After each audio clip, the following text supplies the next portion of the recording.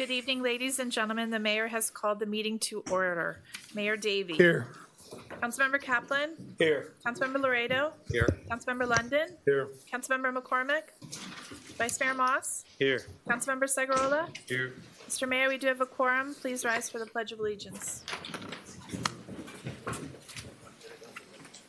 I pledge allegiance to the flag of the United States of America and to the republic for which it stands, one nation, under God, indivisible, with liberty and justice for all.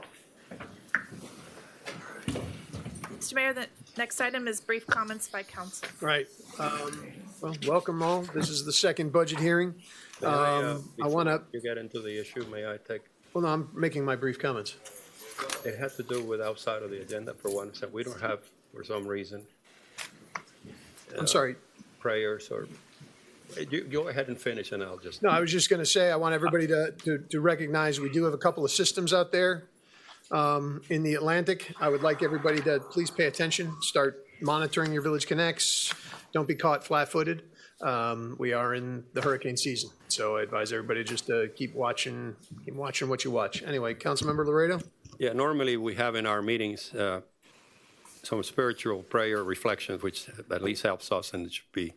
Unfortunately, we haven't had it supposedly, but we in Key Biscayne are a family. Even sometimes we get into bitter disputes, and also the family extend to people who work for us in the village manager's office. One of those members, one of our outstanding members, our distinguished village attorney, Chad Friedman, lost his father in the last few days, and I wanted to ask a moment of reflection in memory of Mitchell Friedman.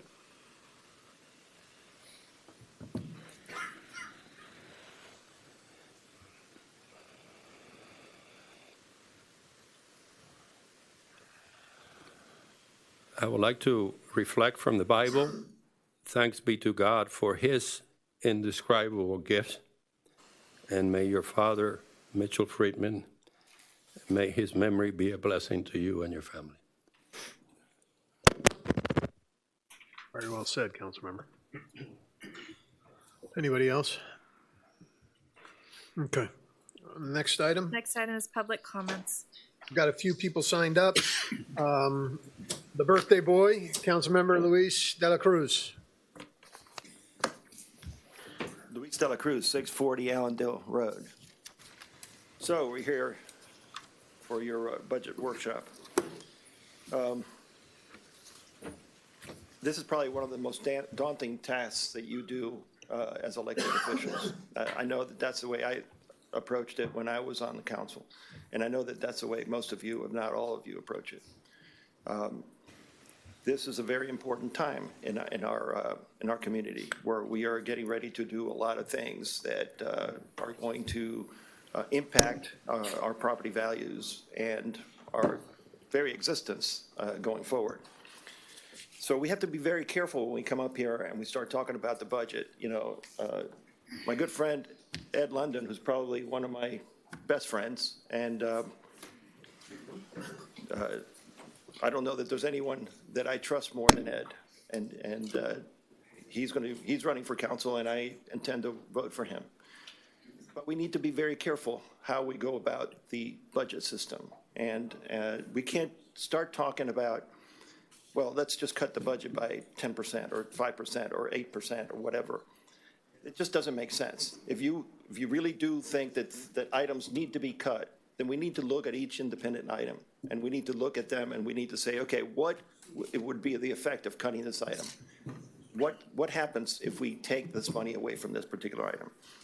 The one thing that is crystal clear to everybody, me and everybody else here and everybody in the village of Key Biscayne, I think, with a small exception of a number of people, but the one thing is crystal clear, is that from all the surveys that the village has undertaken to date, back when I was a council member through now, the overwhelming majority of the residents of Key Biscayne love where they live, do not want our services reduced, and want to proceed with various enhancements of our municipality to maintain or improve our standard of living. We all have to have that in front of us when we're talking about the budgets and what should be cut, what should be increased and such. There was an opinion piece in the Islander this past week, which talked, and spoke against the budget and how, it was too much and such. And of course, I don't know that there's fact checking in opinion pieces, but it was just totally wrong, because the CPI increase between 2008 and 2022 is over 35%. So if you did nothing, if you increased nothing, and you didn't even take into consideration the increase in population between 2008 and 2022, just to keep the same services going, you would have to increase it by 35%. That's more or less where you are today. So, and we're trying to do a lot more with that money. So, please, often us politicians get sidetracked with minutia and punchlines and such. We need to be careful with what we do. Are we done? I'm sorry. Okay. More time for your birthday. Okay, let me just write. Okay. Just, if you're going to cut anything, make sure you know what we're cutting. Make sure that, you go item by item. Don't just say we're going to cut a percentage of the budget. Thank you very much for indulging me. Thanks. I don't know why the sound's not on. Got it. Now we're back in business. Okay, Fernando Vasquez. Thank you, Mayor. Fernando Vasquez, 177 Ocean Lane Drive. I wanted to touch a little bit on the consolidated summary of the budget here related to Public Works. I just want to say I've had an opportunity to meet with, during the, walking around and meeting folks, an opportunity to meet with residents, and especially those residents that own those macro homes that are kind of low-lying areas. And honestly, I get a sense that they feel very disenfranchised as it relates to all the flooding that's happening, because all of a sudden they have somebody next door who's 7 feet above, and they're right flat on the street. So one of the things I want to bring up, it's two actual issues I want to talk about. This 37% increase in Public Works, I would hope that it has some components of really working through the current system, because the best thing we can do right now until we go out there and improve the drainage system is to take care of what we have right now. And I'm looking at the catch basins, and I'm not saying they're not working, but they look kind of full, and they look full of water. So I'm not sure if they're actively working when it floods. So I would hope that that amount of money that we're doing that we're putting here would allocate for that particular service in the meantime while we are looking at the overall picture of the village. I noticed we had spoken about it perhaps, and this is just more of a question. What are we reducing 3% on the community center when we're talking about increasing the size of the community center? It's a little bit of a, I don't understand that component. It looks like we're reducing staffing in the community center, but at the same time we're talking about a new community center. So that's a little bit of a, it's a little bit confusing. And also community groups, we're taking the whole community groups right out of the budget, and that's, I don't know what we're taking out of that. I really don't know, Mr. It's not that I was able to see it, but I think it sends a message to the folks out there who, we're a community. We live by that, so I hope that we're taking into consideration not impacting the folks that benefit out of that. More component here I wanted to talk about is, as we look at the underground of the utilities, which we've allocated a substantial amount of $1.3 million, I believe, I hope that we're going to be coordinating that concurrently with the drainage project. I don't know where that is going to go, but we have a major area we're going to be doing drainage, and I hope that we're going to be taking care of some of those homes in that area, the K8, of course.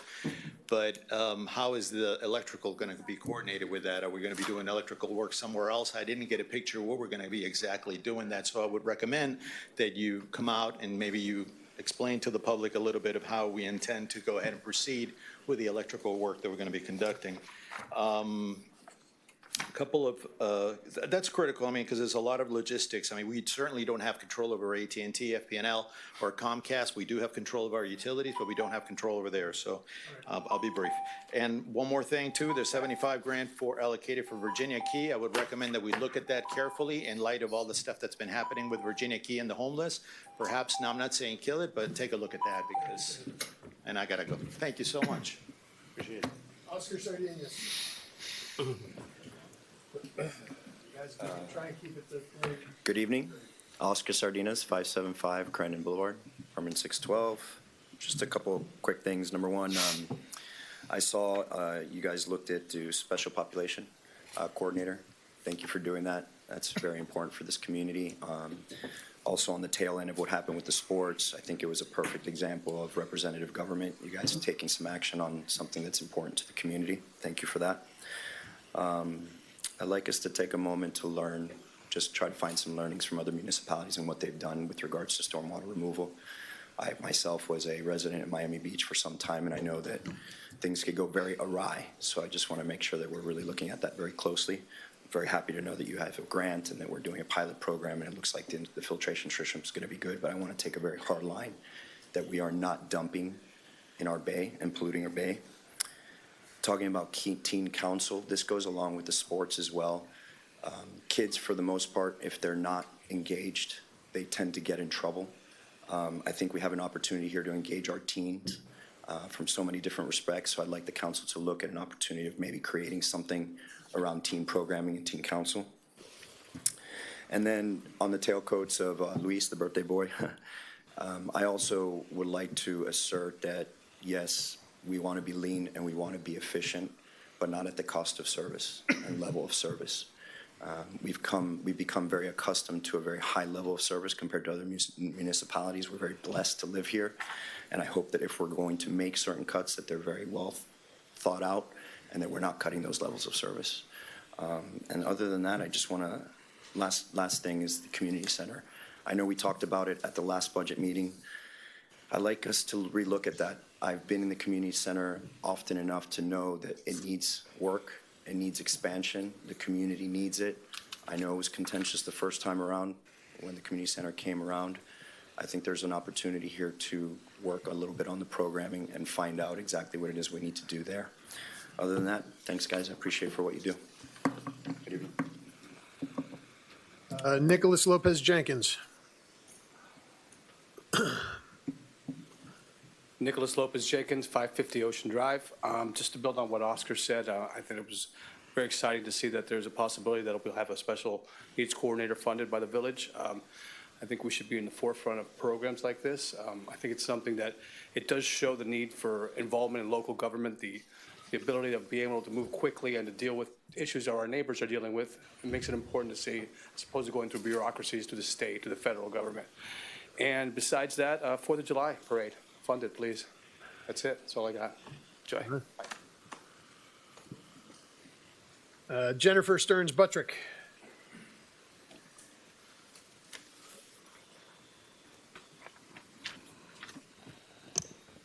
Good evening. Jennifer Stearns Buttrick, 180 Cape Florida Drive. I just want to comment on the budget in a very holistic manner. First of all, I admitted thank you for your service. It's tasking to be here. The last budget meeting was painful. I had to hang up because I couldn't stand it anymore, so thank you for everything that you all are doing. But when we look to the budget, let's not forget services. I get very frustrated when we're trying to budget to a certain millage rate because we're forgetting about how we're serving our community. And we're also forgetting that we enjoy the lowest municipal millage rate in Miami-Dade County while enjoying first-class services. And I heard at the meeting last week that our fire rescue service is a monopoly and they can charge whatever they want. But the truth of the matter is we do have a benchmark with regard to fire rescue. We can look and see what Miami-Dade County is charging other municipalities, and they charge a lot. I mean, I think it's 2.39 mils, or, I mean, I have it right here. And so we can see exactly what, you know, we would be charged. 2.3965 mils for fire rescue alone. We couldn't fund everything else we fund in this community with that level of fee going to Miami-Dade County. And our fire rescue service is better. Every single one of our firemen is also a paramedic. We've had to call 911. That's huge. Not many of us have had to, fortunately, but anyone who does is very, very thankful. Our staff is terrific. Last week when I called in, I named a few, and when you name some, you forget others. And it's really, we have first-class services. And someone says, well, of course, you expect first-class services. Well, last time I went to the DMV, I didn't get first-class services. And other times when I've had to interact with county government, I don't get first-class services. When I interact with Key Biscayne government, I get first-class services. Our municipal services are fantastic. So everybody works here. Yes, thank you. And kudos to this council for hiring our current manager, who's terrific. He's brought on some additional good people, and Ben, is leading our finance team. Thank you. And we have a great team. So let's make sure that they know that we appreciate their services as we go through this process. Not make it personal, and let's remember in this community, I never hear about budget cuts. I want more services. Thank you. Thank you. Susan Westfall.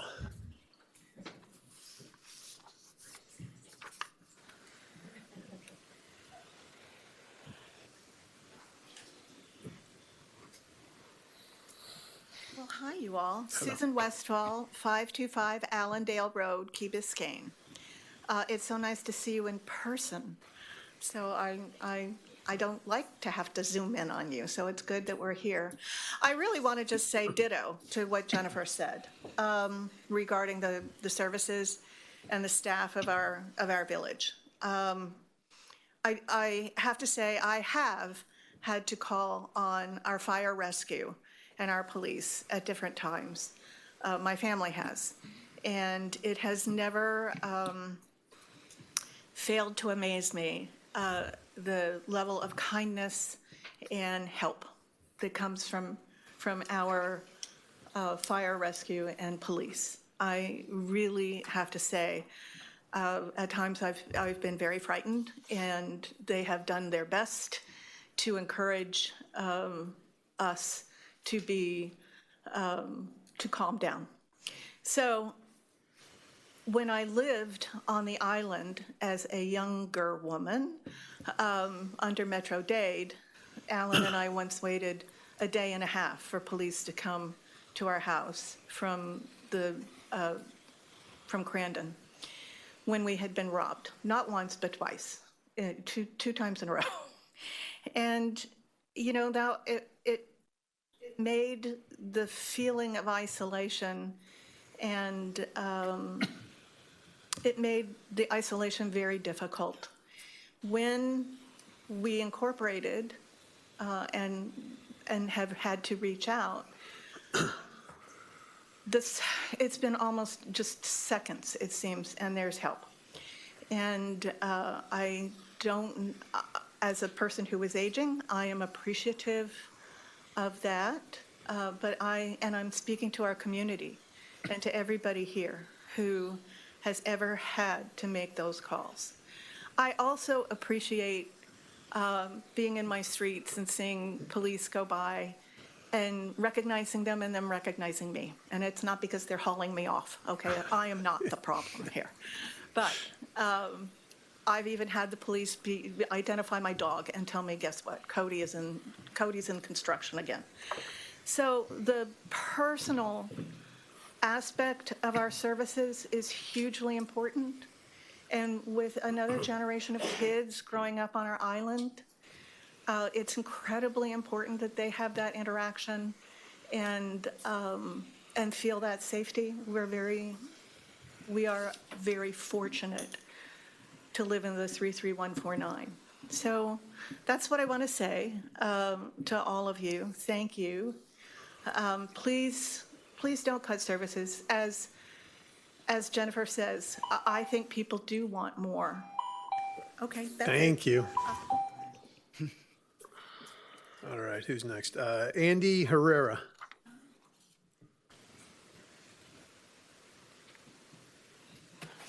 Good evening, councils and mayor.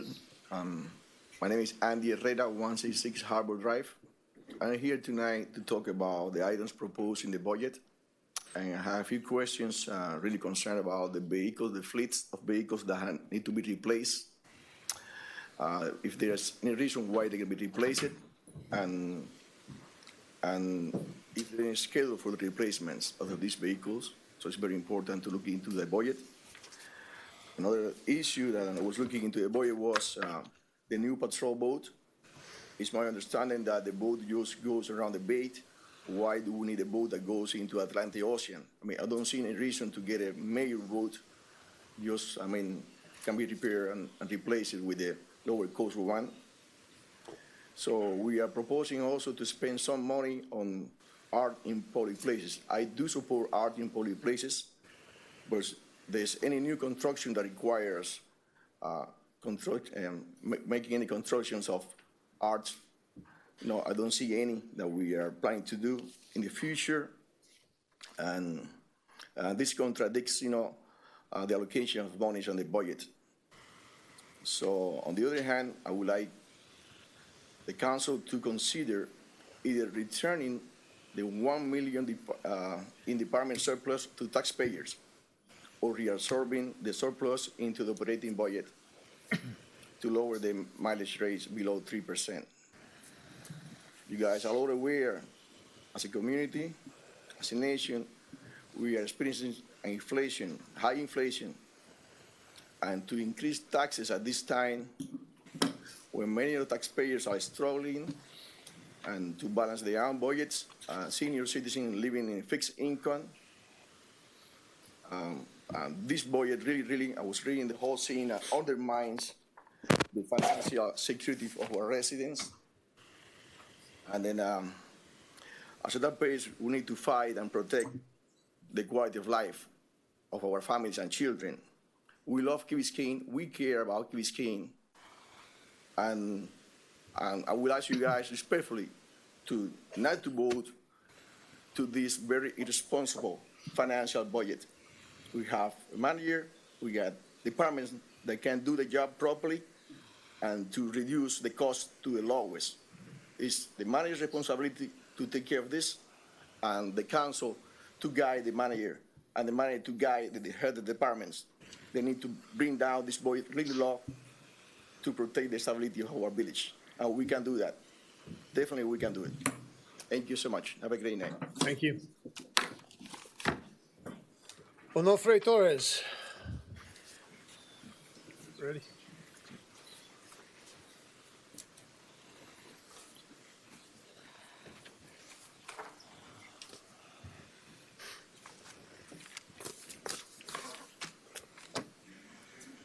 Hello, I'm Onofre Torres, 600 Grape Tree Drive, Key Biscayne.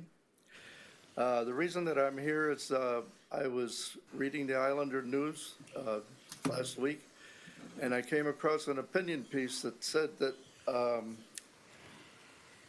our spending was up by 31% over the last 15 years, significantly outpacing inflation and population growth.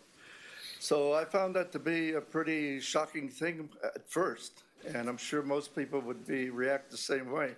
So I went into the numbers, and it turns out that the population growth that was stated in this article was a compounded rate of growth of 1.64% per annum. And one would think that to deliver the same level of services, the village would have had to increase their costs by 1.64% per annum during that period, plus some amount for the rate of inflation. So then I looked at the number for the total costs, what went up, and it turns out that the compounded rate of growth was 1.95% per annum. So the difference between these two numbers is 0.031, or 1/3 of 1%. And so what was inflation doing during this period? According to the Census Bureau, to the U.S. Census Bureau, inflation compounded at a rate of growth of 2.2% per annum. How can this be? The services of the village must have really gone down during that period. But no, any casual observer could see that we've done nothing but get better and bigger services over the last 15 years. So I say kudos to the village, to the council, to their government. You've done a remarkable job, and may you continue doing so. I love this village. My wife and I fought for incorporation. And I'm proud to tell you that I was on the first finance committee that was set up to do the budget for the new village. And so to me, what has happened over the last 30 years here in this village is remarkable. That we have created probably one of the best places to live in the nation. And you would think that this would have come at an enormous cost, and it hasn't. It hasn't, because council members working in the sunshine and the village government have managed to provide us with a high level of service at a very reasonable cost. And I thank you very much for that. Thank you, sir.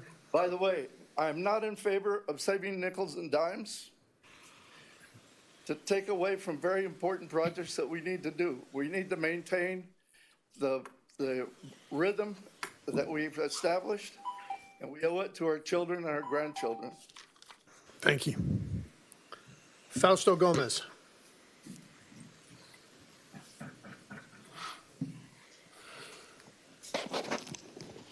Good evening, Mr. Mayor, Council, Mr. Manager. State your name and address for the record. Fausto Gomez, 765 Crandon Boulevard, PH 10, Key Biscayne, Florida, 33149. I stand before you tonight with regard to the proposed budget in front of you this evening.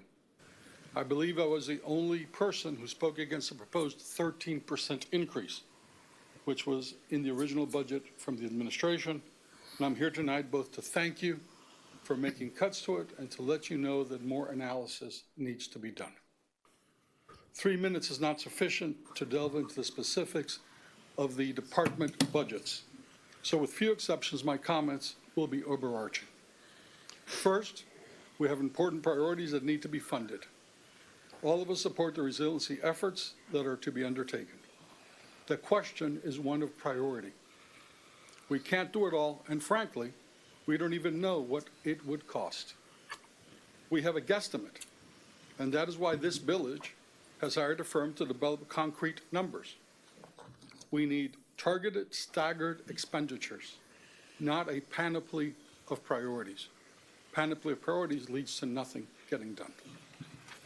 Secondly, let's take a look at some items in the budget, and I have a couple of questions that I know hopefully you will delve into. First, notwithstanding that you reduced the millage rate, our operating expenses have increased, not decreased, from the budget roll-up and the first budget hearing to today. I invite you to take a look at that and see that our operating expenses have increased. Second, if you look at the amount of general funds allocated to CPI, and it went from $5 million to $950,000 to $700,000, then what disappeared was over $3 million in grant support. Why did grant support disappear? I don't know. Perhaps you can ask and you can answer that. Third, I know that you have eliminated the $150,000 for the community center. I would urge you to reinstate it for two reasons. First, our CPI has a little bit over $8 million surplus, and I am sure you can take $150,000 from that $8 million pot to begin the planning purposes there. Secondly, because if you look at your 2024 budget, the line item for what appears to be the specific same purpose is not $150,000, but it's $1,150,000.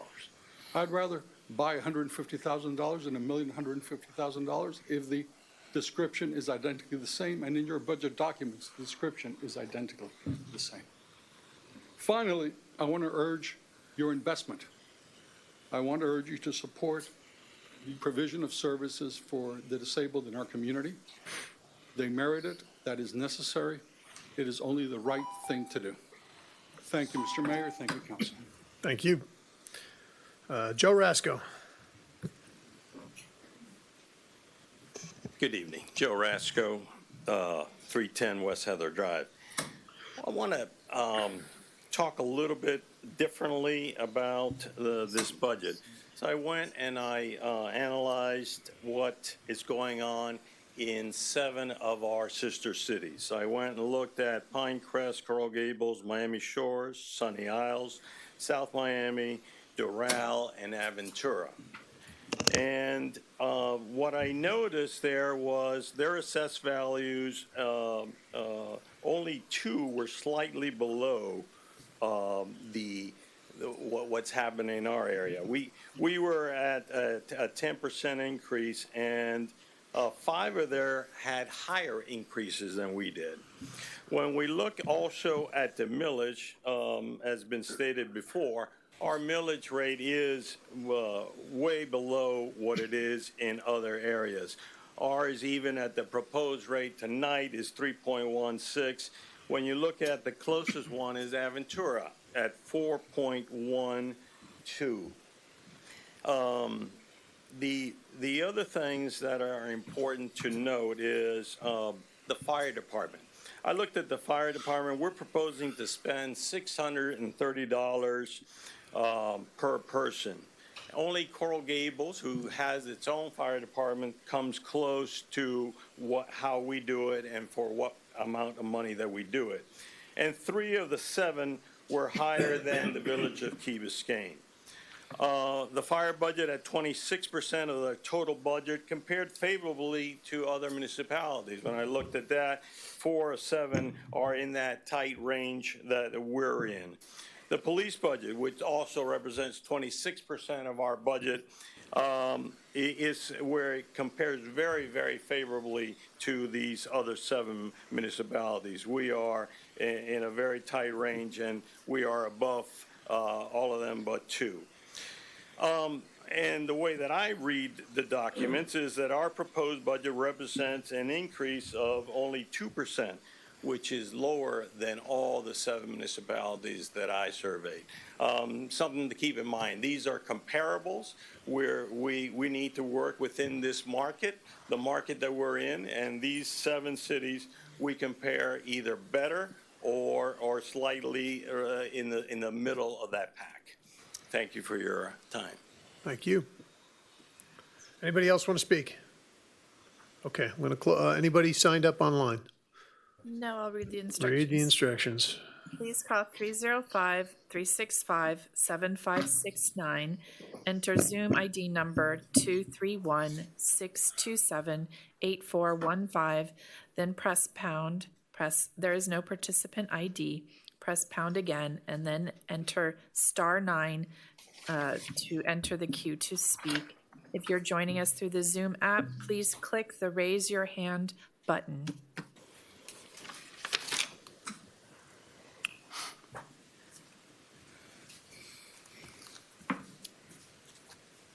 Mr. Mayor, I have no one else signed up to speak.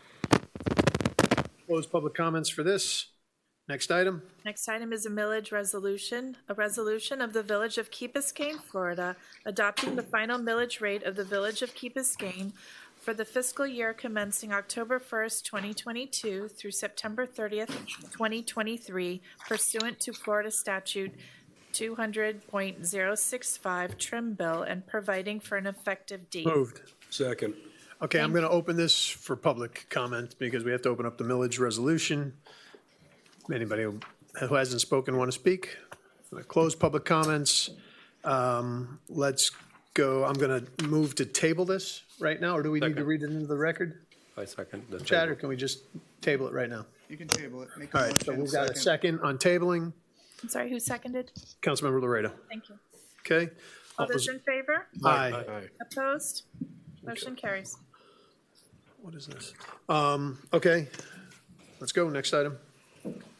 Next item is fiscal year 23 budget book.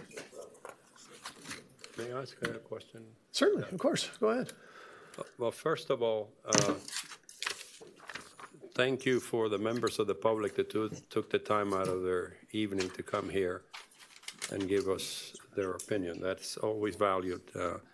We get a lot of it on the streets, but it's good that you took the time to come. There is absolutely no argument that we're all who live here, I've lived here 40 years, that we have extraordinary, excellent work product in our city, or our village. Ed. Ed, you guys whispering over there is not whispering. But I wanted to make sure, and one of the comments that came from one of the members of the public is that, and I address myself to the great work this manager has done, financial, the CFO, and all of the directors in getting us here, and in the process, it's been a very fair and open process. So the arguments or the discussions that we're going to have henceforth the rest of this evening is not personal. It's about what we view our blessed responsibility to express what we think is the opinion of people who we represent. There is no question, there is no incompatibility between some of these arguments about low millage rates, that we are relatively low, and providing efficiency in government. In the private sector, that argument would be completely thrown out of the board. Just because you have, listen, their taxpayers of this community are going through some difficult time. The value of the property has gone up. Yes, that is called equity. You cannot pay your bills with your equity. Their income generally has not gone up or increased.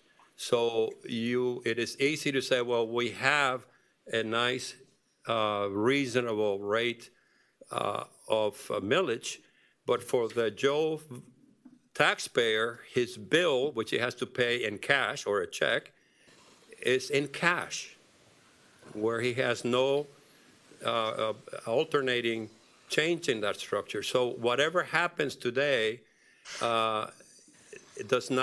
it means that people are simply, yes, they are for excellent work and excellent service, but they don't want to have an ever-increasing government budget. I will let you know that my Bible, and one of the reasons I read, is to look at the historical and not percentages. And you have some very enlightened persons like the man at the end. In the last 10 years, let's just use 10 years, we went from a $26 million company, village, to today is proposed $36 million. You tell me the percentage of that. In 10 years, that's an enormous growth in our expenditure. Yes, we have excellent services. No, I'm talking to the public. I'm commending because you were very smart on your presentation. I want to thank you for it. But the other perspective is we continue to grow. Government has a tendency, you give it income, and they will find ways to spend it. And the only way to stop it without sacrificing efficiency is to stop, first of all, the growth, much less reducing it. But in this village, we haven't done it. This is the only sheet that I wish you all can memorize. It's $10 million from 19 to 36. That's astronomical. Astronomical. Have we built great infrastructure? No, we're about to enter that period. So, we have to get off the idea that if we cut or try to get efficiency in our system, we're sacrificing service. That is not it is not logical, and that is why we hire very competent managers, and then we evaluate it. So I just want to set the philosophy of today, because some of your comments were very encouraging. We applaud this manager. I applaud the people that they do. As we make difficult decisions down the road, it's our responsibility to make them, and we're not making them because we want to sacrifice service quality. We want to do it because we can do it with more efficiency. And if we get that through our heads, then our decisions, which obviously are not going to please everybody, but the trend of continue to grow, we stopped at 1 year, my first year here, and ever since it's been going up. So that's how I approach it for the rest of the evening as we go line by line. Well, if we're going to state philosophies, I will state mine. My 12th budget. Haven't lived here 40 years. I've only been here about 19. But my goal has always been, as yours is, fiscal efficiency. And we want to see things be efficient.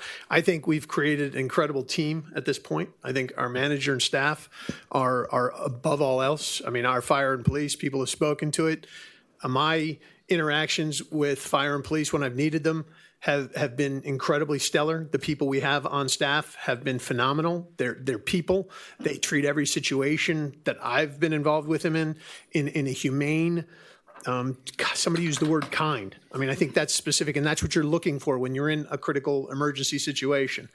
My philosophy here is if we're going to be looking at this budget and thinking about things, ways to cut, I want to hear proposals of what specifically whoever is going to propose it wants to cut. Not dollars, but what are the items, what are the services that we're going to be looking at to consider reducing if we're making cuts? I'm comfortable. We had conversations last week about the what did you call it? I don't want to use your word, but the excess revenues into reserves. Obviously after that meeting, I wanted to know. The manager at that time said he thought it was too low. The CFO has said he feels it's sufficient. I have concerns that it isn't. Maybe we need to consider in the next council raising the amount of money we have in the hurricane fund, because we only have $4 million at this point. I'd like to see that bumped up. We've got a lot of things. I think one of the candidates spoke about the community. A couple spoke about the community foundation. Putting that money back in. I think we can consider down the road, if we've got excess after they go through the budget, they can come back and maybe add that back in if they're going to do the work next year. But we need to maintain the services we have. I think we are incredibly efficient with what we have. The growth that you spoke of, Council Member, I believe part of that was, we had Oceana come online. We've had incredible growth over the past, in my time here, I think the growth has been almost exponential. We have seen incredible growth in permanent residents here, which leads to increased demands on our services. So that's how I'm approaching this. I am going to vote for the millage as it is. I will not be voting to reduce it. And that's if we're putting out philosophy, that's where I am. Vice Mayor, and then Councilmember Segurola, and then Councilmember Lennon. Thank you. Talking about budget, and I've done this for quite some time now, and I do it in the private sector as well. And of course, the first thing you do is you look at your costs and make sure that they're aligned correctly and balanced, and there's not wastefulness in it. And that's important. But a lot of times we sit here and we talk about cutting, we talk about efficiency. And there's different ways that you can look at that. And what I hear from this council a lot is talking about how we can cut and make it more efficient. I don't look at it like that. I look at, there's one side of looking at cost, there's the other side of looking at value. And I think that what this council and previous councils have not done well, that I would like to see improve, is holding our manager accountable for what is the action plan that we have for that year and what we want to achieve, and ensuring that we're looking back to see, have we done those things that relate to the budget, and have they been accomplished, and why? Sometimes it's us up here that become the problem. Sometimes it's things that we can't control, and sometimes it could be that we put too much on the plate. But I think that's the more important focus, is that we need to start looking at this and putting these into the budget and re-looking at what we're doing the year before and holding it accountable, measurable. And that's why I spoke 2 weeks ago about these objectives that we have that really need to relate to our strategic plan as an action plan, and put together as these are the things we want to achieve that are easy to understand and more, I think, concrete or more direct or more measurable, so that we can look at how we're doing. And I think that's the more important thing, because efficiency is not always about how cheap you can get what you're getting, but how you can get the most for what we're paying for out of everything that we want. And that's what I'm looking at. I'm fine with looking at things, but these things need to make sense for what we want to achieve, and that's where my vote's going to go. Councilmember Segurola. I guess all of us up here have been doing this for more than 1 or 2 years now. What I have taken from this is I've started to see patterns. First couple of years, I think I fell into the trap of going line item by line item, looking for things to cut. But what I've realized over the last 4 years is it's really not a line item by line item problem. We have a systematic problem in creating a budget. I asked Benjamin for some specific numbers earlier. Going back 10 years, in 2012, we had a surplus of $88,000. The year after that, $185,000. The year after that, $184,000. The year after that, $684,000. The year after that, $344,000. The year after that, $856,000. The year after that, $260,000. The year after that, $998,000. And the year of the pandemic, $1.6 million. We still don't know what the surplus is for 2021, I'm assuming, right? But what is clear here is that we have an upward trend of taxing too much. We haven't cut any services. We haven't cut anything in this village. No one has suffered anything. We haven't had to fire anyone, yet we're still increasing and padding the budget more and more every year. We can go to the rollback rate and lose absolutely nothing. And if we're talking about philosophies, I'm not going to vote for anything pretty much besides going to the rollback rate, because it's clear to me that what we are is addicted to taxpayer money. We just can't let go. And every year we just pad the budget more and more. Thank you. Councilmember Lund? Thank you. I think we all agree here, and probably most people sitting here, is that we want the high level of services that we have, that we expect, and they are being delivered by our employees who are doing a fine job. I don't think there's any criticism there. So that's beyond discussion. Next thing is budgeting. When you budget, really, there's two purposes. One, you have to budget enough money to pay your bills. And number two, it's a management tool.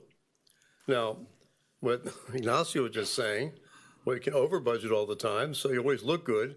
We call it, I'm told not to use the word slush fund, excess funds that are always available. And then at the end of the year, we just go ahead and we put it in the general unassigned category, which Benjamin last was $13 million last year, I think, some kind of number like that. Yeah. So this thing keeps building up, building up. So that we have the surplus. Now, give you an idea what happens. So we now have budgeted X amount of dollars for the fire department.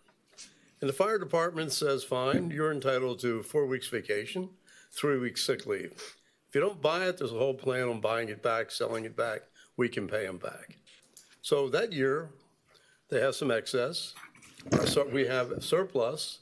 And what do? We put that into the unassigned surplus next year. Now, we're going to go ahead and pay them back. Even though we don't have to, it makes good sense to do it. Benjamin investigated, we discussed it, and with a new contract, we can do that. So now, just to give you an idea, in the fire department, and I went over this with Eric today, there's $360,000, which really is not operating expenses for this year. This is from prior years. But it looks like it's our operating budget this year, which really shouldn't happen. So I don't expect you guys to agree to this. You never agree with my proposals, but I'm going to tell you anyway. At this point in time, I believe, and again, this is an approximate number, we can reduce the budget by $2,578,000 or by 0.286 mils, which gives you a number of 2.876 mils for the current year. Now, how are we going to do that without reducing any services? Well, the first thing we do is that we always say, and we budget 95% collection. So if our ad valorem is 9.1 million and the rate is X, we assume we're going to collect 95. We always collect 96 or better.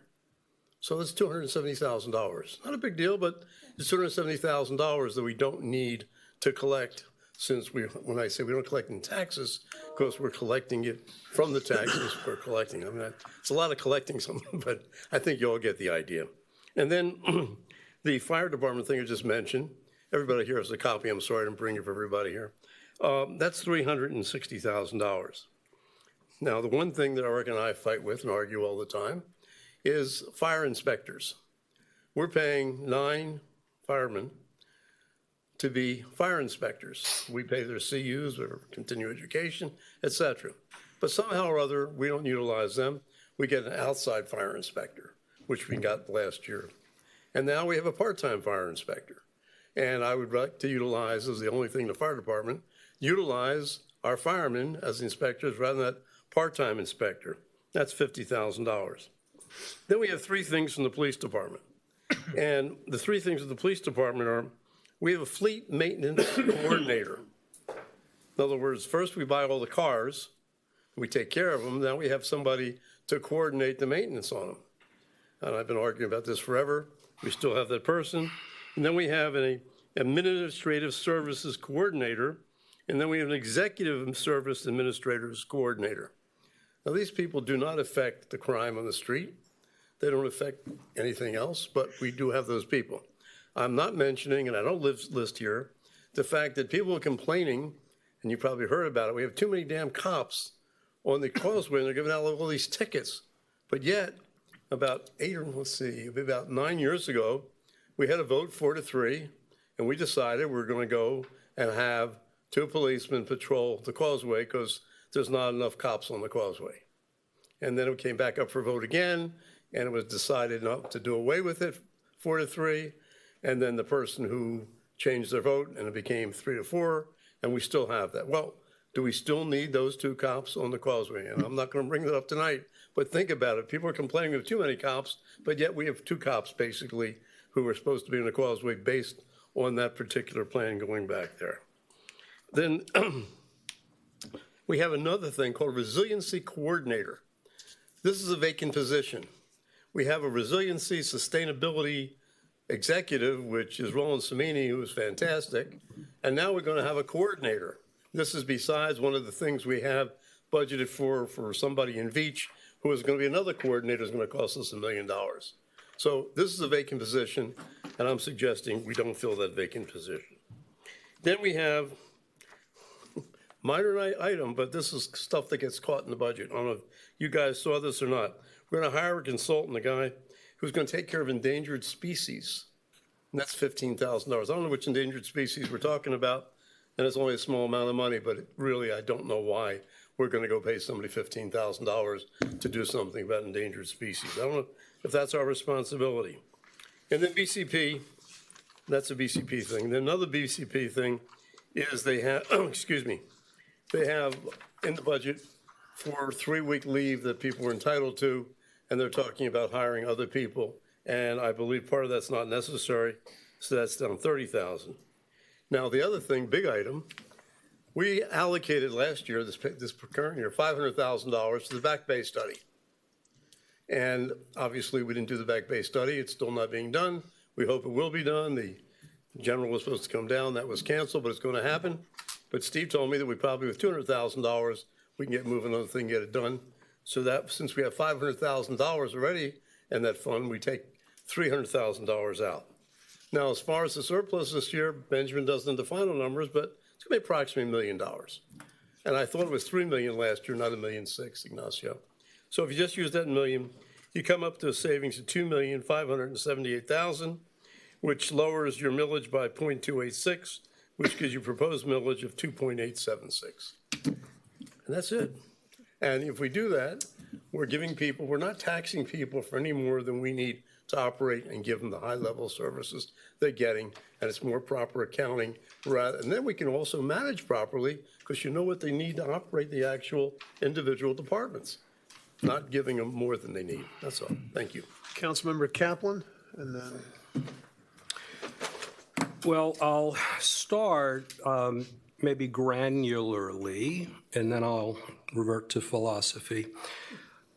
I think that if this is what did you say this is your 14th budget? 12th. 12th. I think this is my 12th budget as well. The themes about service and community feedback in response to the experience of service is the uniform, consistent theme every year. Prior to COVID, when people were coming to the first and second budget hearing and the budget workshops, virtually everybody would stand up at the podium and tell the councils, do not give us tax-cutting gestures for optics or statements of principle. improve our services, understand what we're not doing well enough, understand what services ought to be expanded, and do those things. I think that Ed's specificity is very welcome. What I observe that happens just about every year is when we get into the department budgets and we go through these specific examples of cost savings opportunities, we collectively tend to reject them because there's an answer that doesn't drive us to think that that's a good idea and still maintain whatever service is implicated or affected. So what really happens is we go through this and we fly spec each and every one of, and all manner of things, anything that anybody thinks of, and we come to a consensus decision. And the increase in the budgets that have been commented upon are the results of those decisions. You're right in observing population increase. That's true. The complexity of what we do and the quality of how we do it is also a factor. The array of things that we do in the community center and elsewhere is also a factor. So to me, now getting to philosophy, I think it's fallacious to think that budget growth is a canary in the cave, signaling that we're unmoored from fiscal discipline or proper principle. I think it's more accurate to observe that the administration and successive councils every year build budgets that are right-sized and appropriate to their intents and purposes. To think that cuts for the sake of cutting does not degrade or threaten to degrade service is just delusional thinking to me, particularly when the statisticians can tell us what the CPI is year over year. It's easy every year to presume that waste and inefficiency is the culprit until we get into the specificities, and that presumption falls away when it's time to find real examples. I think it's fair to say that there are some, and when they're observed, they're addressed. But they're not that many. The last thing I think I'd like to say is on the subject of surplus, we deal with this every year. Surplus funds, CIP, surplus funds reserves, including emergency reserves that are difficult to quantify. We learned that at Hurricane Andrew. These decisions that we make feed a favorable response in our credit rating that helps us borrow money more easily and cheaper. So it's a debate like everything else. Every year, how much is appropriate to apply to reserves and to these other purposes? We make those decisions every year. We'll do so tonight. McCormick? I'm going to keep it brief because I feel like a lot has already been said, and I'd like to try to get into this budget so that we can Get out of here. Well, I mean, I'm here for the night, but I'd like to get through it while we're all still awake, really.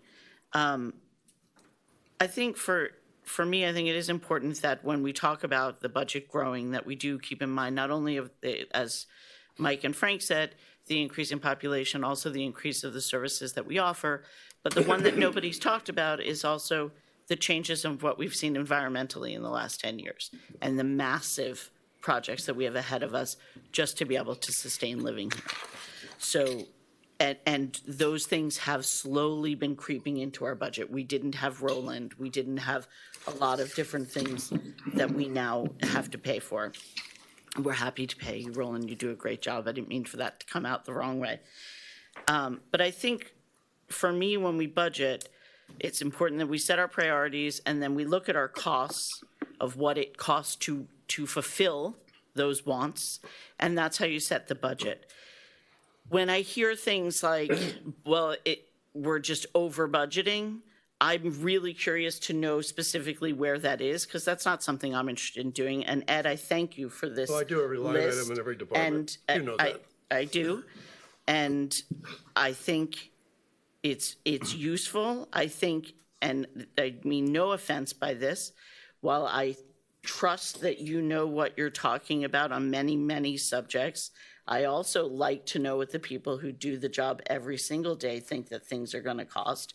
So for me, I would like to go through this presentation as the manager has it laid out, addressing some of our questions from last time, but then also take some time to go through Ed's suggestions and hear from the actual boots on the ground before we set a millage or vote on the budget. Sure. Mr. Manager, you have the helm.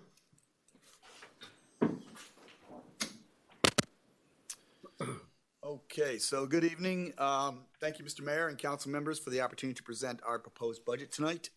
We appreciate the feedback that you gave us during the first hearing, and we've inserted your guidance and requests into our proposal. Be sure that we've gone through this budget in detail and reviewed each one of the departments and line items to find both efficiencies as well as requirements that we might have missed. And I want to thank my staff because this was a total team effort from all of us included. So, as I said last time, I believe we have a solid budget that meets the village's needs, the desires, and our expectations. It is also efficient, it's effective, it's a budget that supports our village operations, while at the same time it gives us the flexibility to respond to urgent and important requirements when they are needed. We recognized a couple of those last year when things outside the village impacted us. So these are the type of situations that, when done right, they allow us to be the first-class community we expect to be and others expect of us. Next slide. This is our agenda tonight, and I just want to highlight a couple things. Go back to the agenda. Oh, you're jumping ahead there. Who's driving that train? You're driving the train. So as our council member McCormick mentioned it, we're going to go through just a couple things up front. We're going to answer your questions from the first budget hearing. We have about 4 questions we're going to respond to. We're going to talk a little bit about the adjustments that we made from the first budget hearing, and then go into the proposed budget, capital plan, and then a recommended millage. If you recall, last year I stated that our budget was a down payment for the village for the future, a budget that would set the foundation for years to come. This past year, we built a talented team, strong relationships across the county, developed valuable plans, and began work on some very important projects across the village. These projects provide access to our village, such as Rickenbacker Causeway. They address our traffic, improve our resilience, enhance our parks, provide for a safer and more secure community. With all this work that we did this last year, we also find some very interesting facts that the CFO would like to report on. So Benjamin, if I turn it over to you. Sure. So as the manager mentioned, the down payment that happened last year, the majority of that was adding full-time staff members to be able to address all the capital projects, infrastructure projects that were coming on board. I want to reiterate, because I think it's important to mention where we were before we present the future ahead in the fiscal year 23 budget. For fiscal year 22, we added all those positions while, I want to be very clear, while lowering the millage rate last year. That was after we had 3 straight years of property value decreases. So being able to do that was a very difficult task. How did we do that? We refinanced the majority of the debt we had outstanding. Debt that we had on the books matured, and we've gone through contracts to be able to procure them and get lower, better value for those contracts. So we were able to add that staff. In a tough year, our values only went up less than 1% last year. It was about 0.8%, and we reduced the millage rate. So let's keep that in perspective as we move forward and talk about where we're going in the future. Thanks, man. Next slide. So as I mentioned in the first hearing, our theme for this year, and I think we've heard it from across our residents, is to maintain what we have, but while at the same time making sure we're building for a better future. Next slide. We showed you this during the first budget hearing. We won't go through it again. It's the same slide, but this is our plan for maintaining what we have in those 6 categories. Next slide. What we wanted to do is we wanted to put together a slide about where we would look to when we start to build for the future. Following on our discussion during the first budget hearing, we outlined an assessment of our financial future and ability to invest in the community needs, desires, and expectations. So the very simple intent of this is to show that if we want what's on the left, we need to nurture and build what's on the right. So acting as good stewards of taxpayers' money at the same time. So you can see that on the left, what we've identified as requirements, needs, desires from strategic meetings, our community feedback from surveys, costs approximately $303 million over the next 10 years. But if you move to the right, currently available to us is about $145 million. This is not straight up financial analysis, but it just kind of gives you an indication that we need to take care of the money that we have in our reserves. We need to position ourselves financially, and now is not the time to be dipping into things without making very, very rational decisions on what policies we want to use to address these investments. Sure, and actually I want this to be open for conversation. Yeah, anyone interrupt? Councilmember Loretta. See if you can give me a quick answer on it's sort of a philosophical ask you. Do you accept as a management principle that this excellence that everybody praises, including myself and our staff, is expected? It is something that you expect, whether you're running a corporation, you know, you expect people to live up to the excellence of which they were hired. I think excellence is built. Excellence comes from the heart. Excellence is a mindset. I think good leadership, good people leads to excellence. I don't think it comes naturally. Being a good place to live, being supported by your leaders, being welcomed by your residents, all lead to excellence. If everybody was excellence, we wouldn't have the normal curve. At some point, that normal curve needs to be shifted. The reason I asked, Mr. Manager, is because some people articulate that if we take a responsible look at the budget and to have disagreements on where we can reduce things, it does not mean that we're reducing excellence, because excellence is embedded in the fact of the people you hire, and we pay well, and we good. If that's a generally true statement, there are exceptions to it, and that's fundamental, because if you go off into this trend of, well, we've cut costs, we're going to lose excellence. No. It doesn't work. But let me just. Can I respond really quick? Yes, Look, sir. We will do what you want us to do. Excellent. I agree. Okay, so if you want to fund us at the rate that you want to fund us, whatever you want us to do, but the amount of money has to be commensurate with what you want us to do. So it's very important that we match those. Yeah, I mentioned, the trend over, some have been here 12 years, but I mean, of what's happened in the last 10 years. Let me just tell you what the numbers are from last year to this year. We went roughly from 35 million to 37 million. That's a $2 million increase from one year to the next. Now, that number is because of the work of this council was brought down to 36,986. We brought it down like 500,000. That's revenues. More or less. So we are basically asking, this budget is asking us to increase $1.5 million from last year to this year. Is that a correct? I believe those are correct numbers, but also I want you all to understand what we're talking about. It's not the 10-year projection or the 20, but also from last year to this year, it's almost started at almost 2 million, 1.8 roughly, and we're down to 1.6, 1.4. So I mean, there's room for reasonable and rational questioning about where we can save and not sacrifice the as you agree, the excellence that we serve. And by the way, I want to thank Ed London. You say that nobody pays attention to you, but I really am admire. We all pay attention to him. But he comes here. He really does his homework. Question. 100%. Much more than any one of us, including myself. He really works on the numbers, and he gets frustrated. But it's amazing to have you and have served with you for the last 4 years. Thank you. We don't always agree, but you really? when you come here, you got your numbers right. Anyway, I just wanted to put it in perspective for the public, and that's why some of us are not quite comfortable with this $1.5 million increase from one year to the other. And we'll go through it I just want to be item by item as you like. I want a clarification, because what I see is a 1.480 variance in revenues. What I see in expenditures is an increase of about 758. Mm-hmm. That's what I see as the two numbers, just to be clear, so that we're all talking apples to apples.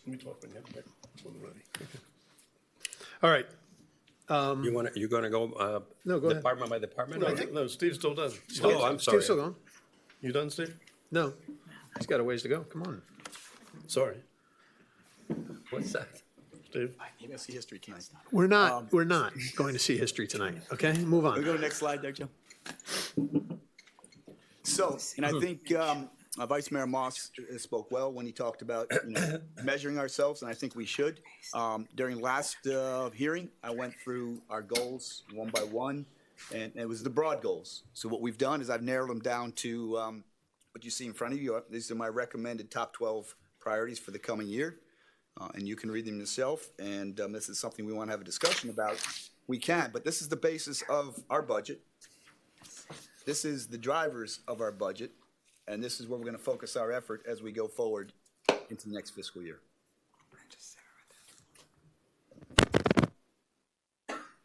I'd be happy to have a conversation about those goals. I think Vice Mayor said it well. When you want to do something, you got to talk about what you want to achieve before you start talking about what it costs. I agree. So are we going to go through, how do you all want to do this? Do you want to do this department by department? Do you want to do it CIP We first? can flip. The next one is department by department, but these are the overarching goals. If you Okay, want to well, talk about those, if not, we can jump to department, and I'll be happy to do it either way. Well, I think number one, obviously, that goes to your police department, right? Community policing program and addressing traffic safety. Paradise Park, the beach park, these things can be broken up by their departments. I think that's the way we're. It seems more logical. I go one step further. Okay. I didn't say this. I've gone through line by line, every department, every item. Right. Everything else. And I know nothing is going to change by us discussing it or reviewing it now if you haven't done it before. So I really probably think it's a waste of time. Even though I'd like to reduce everything, I know it's not going to happen. The only thing that we maybe concentrate on, we got $2,030,000 of things that have nothing to do with the departments. Strictly, a lot of them are accounting, what I'm talking about, the collections, paying past things, $1 million surplus, and not filling one position. And that saves $2,030,000. Forget about all the other things. So if you want to discuss those, we're talking about big dollars. Why don't I move it?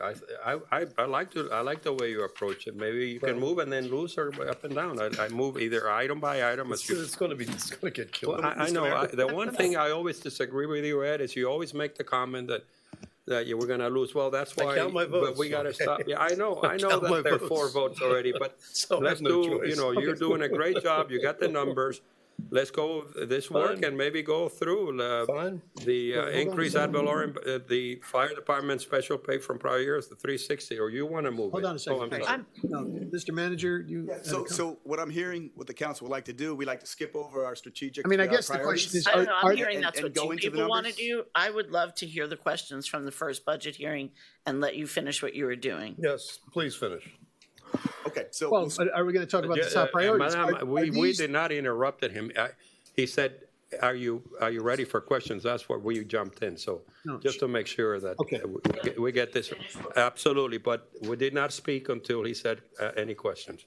Are we in agreement as to the manager's top priorities? I think that's what he's asking for is guidance here, correct? Are these the top priorities of this council? I believe these are all important items. Is there anything people would want to see removed or anything anybody would want to add to this list? Well, the only thing that I'm talking about is the unfilled. No, Ed, I'm talking, not your list. I'm talking about the list in. Well, that's part of the Roland's assistant, whatever you want to call it. for Well, the okay, so that would be, sustainability that's in the resiliency. improved resilient, Yeah, no, that's what I'm talking about. long-term shoreline protection. You're talking about this. Yeah, I'm Mr. talking Mayor, we'll get a part of chance that. to go into each one of the departments next, but again, I just want to talk, I'd like to talk, obviously you all can speak whatever you want, but I like to talk at the high level, and then Okay. we can dip down into. That's some of the fine. lower Let's do levels. Go for it. I mean, let's talk, which items here, Ed, you talk about the resiliency administrator. The one's on unfilled position. Okay. But are any of these issues, do you believe these are the top priorities of the manager? I have no problem with the stuff we're doing. The question, how we're doing it, how we're paying for it, and where it's coming from. There's one point of gloss. It kind of falls within the athletic venue accessibility point, and it really makes me think of Virginia Key and the tennis center. And so that's not quite intuitively the same thing as the Crandon the Rickenbacker Causeway solution. But it does make me think to highlight those two locations and the strategic opportunities that each both involve, good and bad. I guess I took that as increased youth programs and access to athletic venues. Yeah, and that's what we consider. That's what because those two are venues. I mean, in a global approach. So I think that this is a suggestion that these are actually related, but also separate strategies and top priorities for me. Okay. There? I mean, it's very high level stuff, but I know this is not going to change at this moment. But I would say by next year, you know, when I read something like enhanced community center experience, I keep saying by doing A, B, and C. It's like missing those. This is what we want to do this year, because we always want to enhance the community center experience, and it's a never-ending project. But we need to know from a action plan that this budget is going to support A, B, and C in this strategic initiative of enhancing the community experience. So, yes, I agree with this, but it's definitely not at the... You want drilling down. It's too high up. We got to get into more of an annual action plan at some point. So I'm hoping, you know, I've had discussions with the manager, with Benjamin, that we have a new program. They're working on a new type of budget that's going to be coming forward so that the presentation is more, you know, it's improved and it has a, you know, a way of tying in all the pieces, the strategic plan to the costs and the action plan in between. But yes, I would agree to this, but again, it's a little bit hard to review this on the days, on the night, and start going through all this. You know, I agree with you 100%, and I think one of the things that was left hanging from the last meeting, I think it came from you as well, is also tell us what some of these things we can perhaps postpone as we get efficient. It's not like it's and that is another kind of feedback we need, you know, of course, you know, because the statement, expand community center, of course we all want to do that. The question is, maybe perhaps we can postpone I changed the word to enhance since it was. Yeah, and we talked about this before, Mr. Manager, as it relates to the very inflated prices on services and goods that are probably going to be temporary, that they may a critical idea say, you know, maybe we can push this a year and see what happens. Well, we did exactly that. So remember, last time we presented expand, and now this is enhancing it. So because you all elected not to go forward with that. Councilmember McCormick. I think my question is, were you intending when you put this here on a slide as just these bullet points to sort of go through and give us broad strokes of what your action behind it is? And are we just talking so much you haven't had a chance to do that? No, this is actually, to be honest, this is a roll-up from June's strategy meeting, from the June's budget workshop. And so, yeah, the intent is not to go deep into the eaches of one of these. I just want to make sure that we're capturing what I've recognized, and I think conversations amongst all of us as well as with our residents, that these are our top priorities, because this is what the budget is based on. So I just want to make sure that I'm going in the right direction. And if we're in agreement with this, then we can do the deep dive next. But I just want to make sure that I'm comfortable that we've identified the top priorities for the budget. Councilmember London and Councilmember Segurola. Before you came on board, Steve, previous manager did a survey with all the people in the village hall to find out the actual space we needed. And actually went back before the manager. Before that, it's some outside people. We found out we had at least 50% excess space. In other words, we didn't need half the space. Now, I've known you hire more people to fill some of the space up, but still, we have almost half the space. Now, the question is, and one of the reasons I was talking about the planning coming off of this year, are we going to utilize that space for anything or just build new space? And that's what we're looking at. Maybe, and I don't know which activities, maybe it's the ask people, seniors, who knows what it is, but to maybe reorganize or replan the village hall so we utilize it properly rather than just keep building new stuff. That's before we go ahead and spend more money on planning for the village, for the community center. I think we should look at that. Councilmember Segurola. The problem that I see with this list is that, well, there's two. When there's so many top priorities, nothing's a top priority. Just too many things. And number two, no one's, I'm not against any of those things. I mean, they sound great, but they're so broad. They invite asking more questions than they answer. So, I mean, there has to be some sort of prioritization, if you may, and a timeline and more of a definite statement, like improve Crandon Boulevard traffic and village roadways. Yeah, that's really broad. And when it's presented in this way, I just don't see it as being that useful. It's just, it's nice, but. No, I appreciate that. It just didn't, but, I didn't want to make this into a strategy session. We did that in June, and we did a budget workshop in June, where we did present those details. This was really just trying to encapsulate them all. I wish I could get it down to 8. That was my goal, but, we seem to have a big appetite in the village. A lot of people want a lot of things done, so I could only get it down to 12. If we want to get it down lower, we certainly can. No, I mean, look, I have confidence in you guys doing these things because we have each separate department working. I think we have the team that can do this.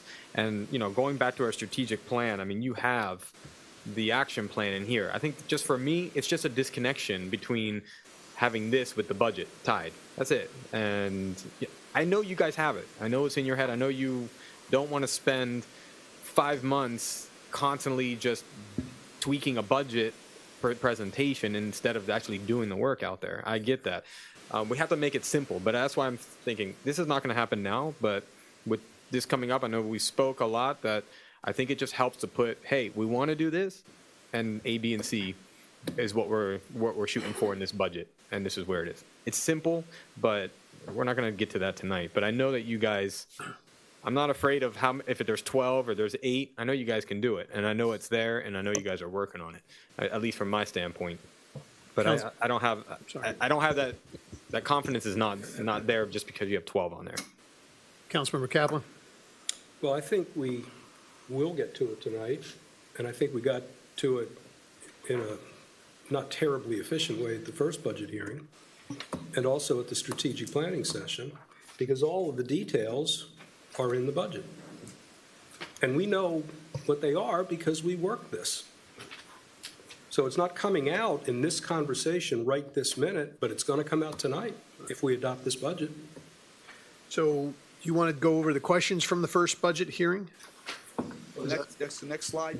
The next slide is the budget services, programs, projects, so and their this budgets. we can do it in different order because next one is the answers from first one, or we can talk about each department. So we can flip-flop if you Why don't we like. flip-flop, just because I think that the questions lead into the budget services, and we want to talk about the budget service programs and projects. Okay, so we'll hold that slide. We'll come back to it. So these are the big 5 that we took out of the first budget hearing.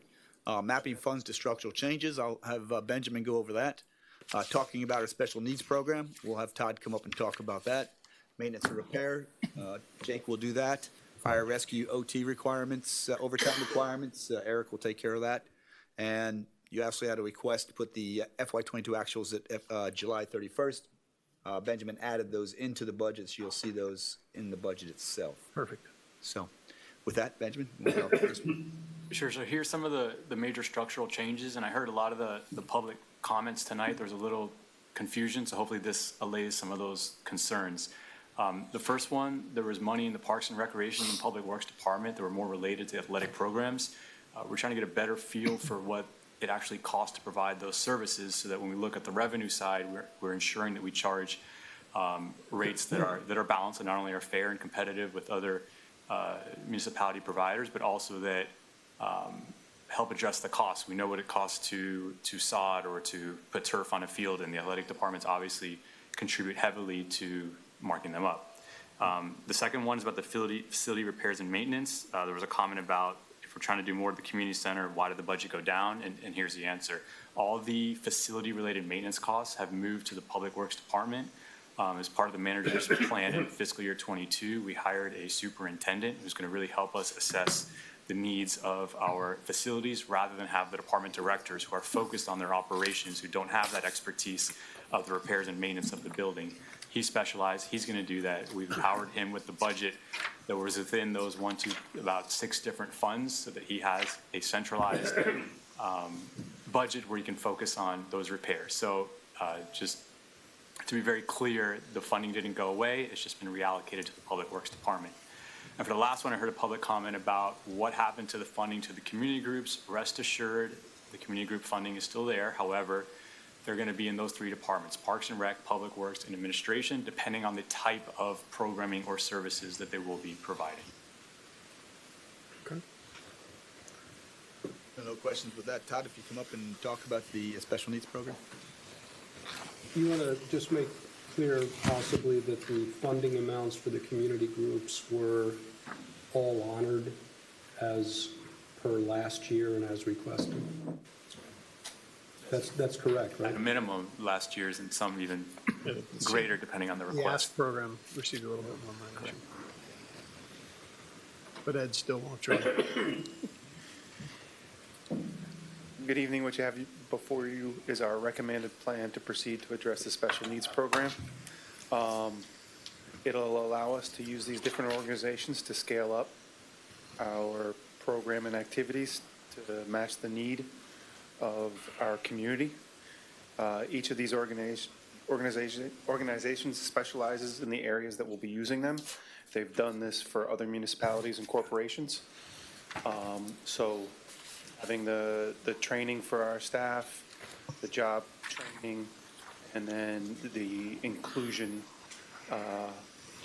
assessment visits with these professional individuals will, like I said before, which I hope we get a tremendous response with these organizations. We can ramp up, and I think after doing that, come back to you with a recommendation how best to proceed in the future.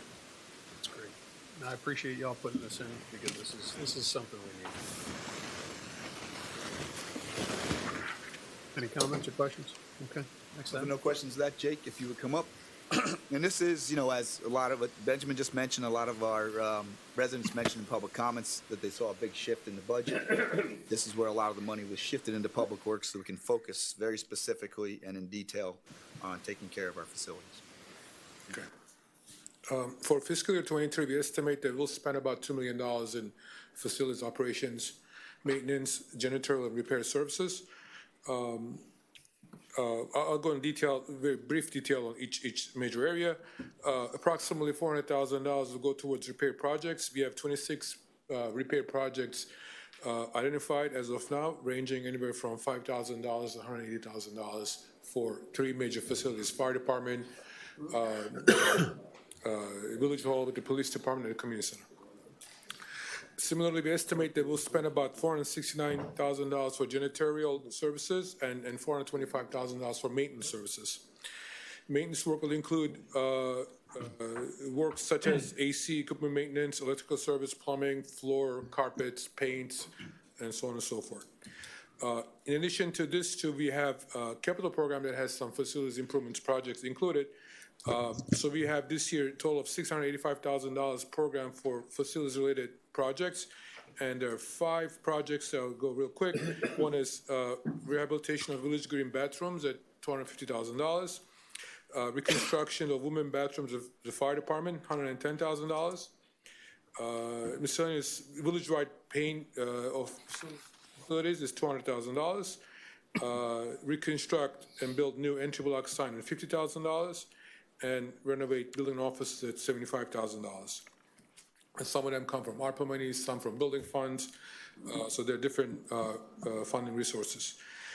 In summary, our estimate shows that we'll spend about $1.989 million this year for overall operations, maintenance, and repair programs.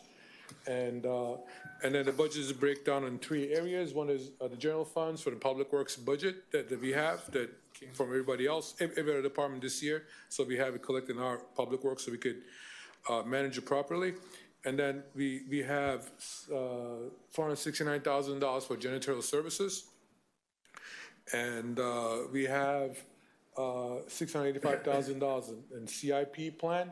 We also assume that we'll have $185,000 rolled in from fiscal year 22 to 23, which in total ends up with $1.99 million, which is about $300 more than what we estimate that we're going to do this year.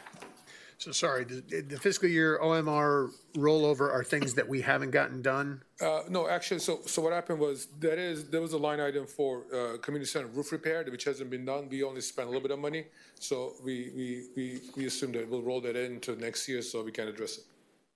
That's also, community center roof repair is one of those 26 projects that I identified. Okay. All right. Questions? You want to go through each one, maintenance, repair, and rehab, the slides behind that? Sure. You pretty much summarized Yeah, when I you did, spoke, but yeah. if you want to go into more detail. What are the increases on janitorial from 2021 to 2022? About 10%. When's the last time we bid janitorial? I don't think it has ever been bid. Thank you. It's coming up next year. It's always next year. Be out this next year. Wasn't janitorial bid like 2012 or 20, no, it was after 2014, but I think it was bid. No, it is. To our, based on our research, it's been since the village's inception. There are some amendments been done to it. But it was the same company. Same again. company. Yeah. But it was bid. It was bid, but it was the same company, so it may seem that it's been continuous because it's been the same provider, but I think they just won the bid again. You remember what causes Yeah. me? And we intend to put this out for a combined maintenance and janitorial contract with the option of going individually if it's more cost effective, and we'll put this out either in October, November timeframe. October, November this year? Yes. Okay, good. So you Ed, did you hear that? It was Ed, bid? did you hear that? Were you listening? It will be bid. It will be bid. And was bid. It's going out October, November. And it's been bid before. It has been bid before, while you were on council, actually. No, it wasn't. 2014. We complained about the services we got. We complained about everything. You had a meeting with them. pretty but sure we it was never bid it out to anybody else. Okay. Quick overview of maintenance budget as shown in the slide. We broke it down to janitorial and maintenance. So it's been, there are several accounts under the maintenance, and it's going to be charged against each department at the end of the year, so we can actually track what each department spends on maintenance services. Even though it's lumped into one line item, Public Works, at the end of the year, will charge back each account, and they will see. So there we have administration, building, zone and planning, clerk, community center, fire rescue, parks, police, and Public Works. You could see on the slide that each department, community center being number one with $469,000, lion's share of the money. Next slide, please. Repair, again, this is the 26 projects that I mentioned earlier. Again, several departments, and we categorize them under building, mechanical, electrical, plumbing, IT, security, and fire protection. And again, we have 26 projects identified that we would like to get it done this year, and this program adds up to $409,000.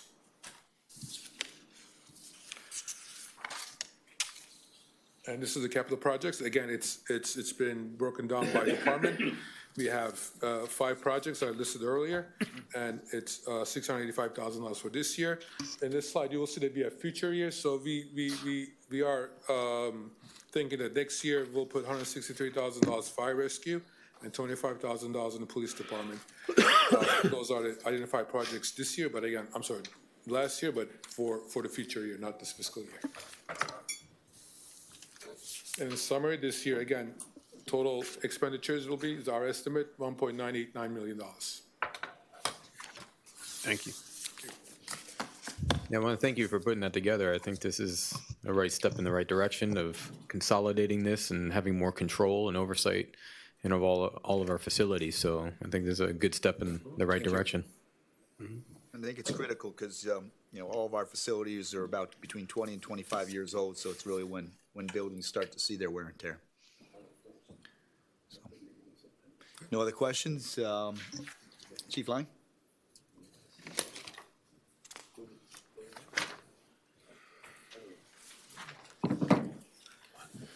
Good evening, Council, Mr. Mayor. So a lot of comments and questions that I've heard. Just a brief thank you to many of the praises that the men and women of Key Biscayne Fire Rescue received. We are proud of the service that we deliver. To address the questions, I think Councilmember Moss or Vice Mayor Moss asked about a breakdown of our overtime. Really, what we're looking at is, we looked at our actuals, expenditures. And just a correction, it was from fiscal year 2019 to 2022, which is what's represented in, I believe, the spreadsheet that is available on the website. And we broke down what we historically provided our allocations to, which was primary sick time, injuries, training, and administrative backfill. Administrative backfill accounts for fire watches, honor guard events, parades, anything that kind of is not considered, if you will, backfill, but where we need to cover administratively. And the $484,000 in overtime that we're looking for, we're trying to write our target to account for 31% of that budget, or $152,000 going to training. So essentially, if you look at our historical numbers, non-adjusted for inflation is $77,000 in overtime. And here's the complexity, and I think this speaks to the excellence piece, is that if we don't continue to provide training, because we're trying to backfill for injuries, and we're trying to backfill for sick illness, people that are calling out sick, or if we're short-staffed, our training suffers. I don't have a truck that I can call in and sit in the station while I send somebody to training for 8 hours. And if I was to send everybody to training for 40 hours, so essentially for 5 days of training, it'll cost about $100,000. And so we have a lot of training with a young workforce, and that's what that overtime number accounts for. And as I mentioned last time, we have big retirements coming up in 2023, 5 new hires, which accounts for 6 promotions. It all comes back to training. So hopefully that answers the overtime question. Questions? Your overtime, how do you control because I saw that you reduced your overtime a little, your overtime How do we control overtime? Yeah, are you seeing that there's going to be a tighter control in order to reduce it? So I think one of the comments that I made last time here is we looked at, I had a meeting with Juan Gutierrez, who's our HR director, and we discussed ways to try to optimize getting people that have been injured on duty to the hospital, or not to the hospital, but to their specialist quicker, so we can kind of compress our time to get them back to work. So that's one way. We try to control our sick time. We have a process in place to hold people accountable to assure that they're sick. And if they're sick, they can't be working another job. They have to be home. They have to be accounted for. But just as an example, if you're going to take a ride to Fort Lauderdale to visit someone at home, that's an hour there and an hour back. And if you got to get through a guard gate, you're looking at 3 hours. And so all of those things take time, energy, and money, and people. So we have systems in place to try to be more accountable for our overtime. It's not just an open cookie jar, so to say. Tell them what we discussed. Which one? Floater. Floater. Ed and I met today, Councilmember London and I met today, and there was a number of things that we discussed, and he proposed some ideas, one of them being a floater, somebody that, and so for what it's worth, my men and women are probably listening to this, and they will probably reach out to you. One of your favorite firefighters will probably reach out to you on this. He asked, can we have a person that's on call, and essentially when there's an overtime opening that we call that person. So let's say we know if someone calls out sick tomorrow, and that person hasn't worked. What day is today? Today's Tuesday. They haven't worked any hours this week, and we plug them into that slot. And then somebody calls out again, and we plug that person in for their second 48 hours. It's my belief, my professional opinion, that we have tried some things to be innovative, if you will, and whether it's flexible or to be efficient. And I don't think that that's an attractive schedule for a firefighter to work. I think it makes it difficult for accountability. And it would be a discussion that I'd be willing to float out there, but I don't think it would be effective. But I know Councilmember London would be interested in trying that. And then since you asked me, you mentioned the inspectors, and you said and I just want to clarify, I understood you said that we pay our inspectors, and we have about 15 inspectors that, pardon? So you had 9 No, we have 9 officers.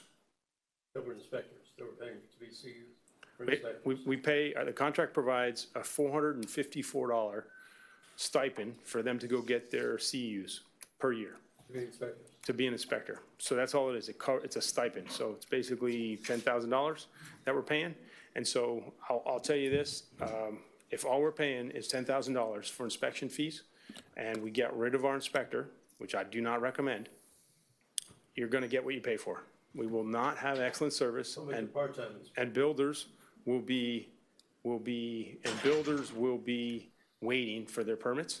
And I've gone through a lot of training, and we've done a lot of collaboration with stakeholders. And I think you know this as a developer, if your plans are tied up in the village, including the fire department, time is money. And so I don't think that those. Not to disagree with you, not that I ever disagree with you, but obviously, with our new electronic Acela system, everybody's gonna be able to have the same plans at the same time. So at the same time, the building inspector, plumbing inspector, electrical inspector, mechanical inspector can be looking at the plans. Because now they're electronic, your guys can look at the plans too. So even if they're really slow, they should have no problem never holding anything up, since we discussed today how few things, first of all single-family residential has no inspections. So when we're talking about multifamily, we're talking about new construction, which, high-rise or commercial, we have none. So therefore, that should not cause you a problem, and you should definitely be able to eliminate the part-time building fire inspector. But you disagree, and you're running the show.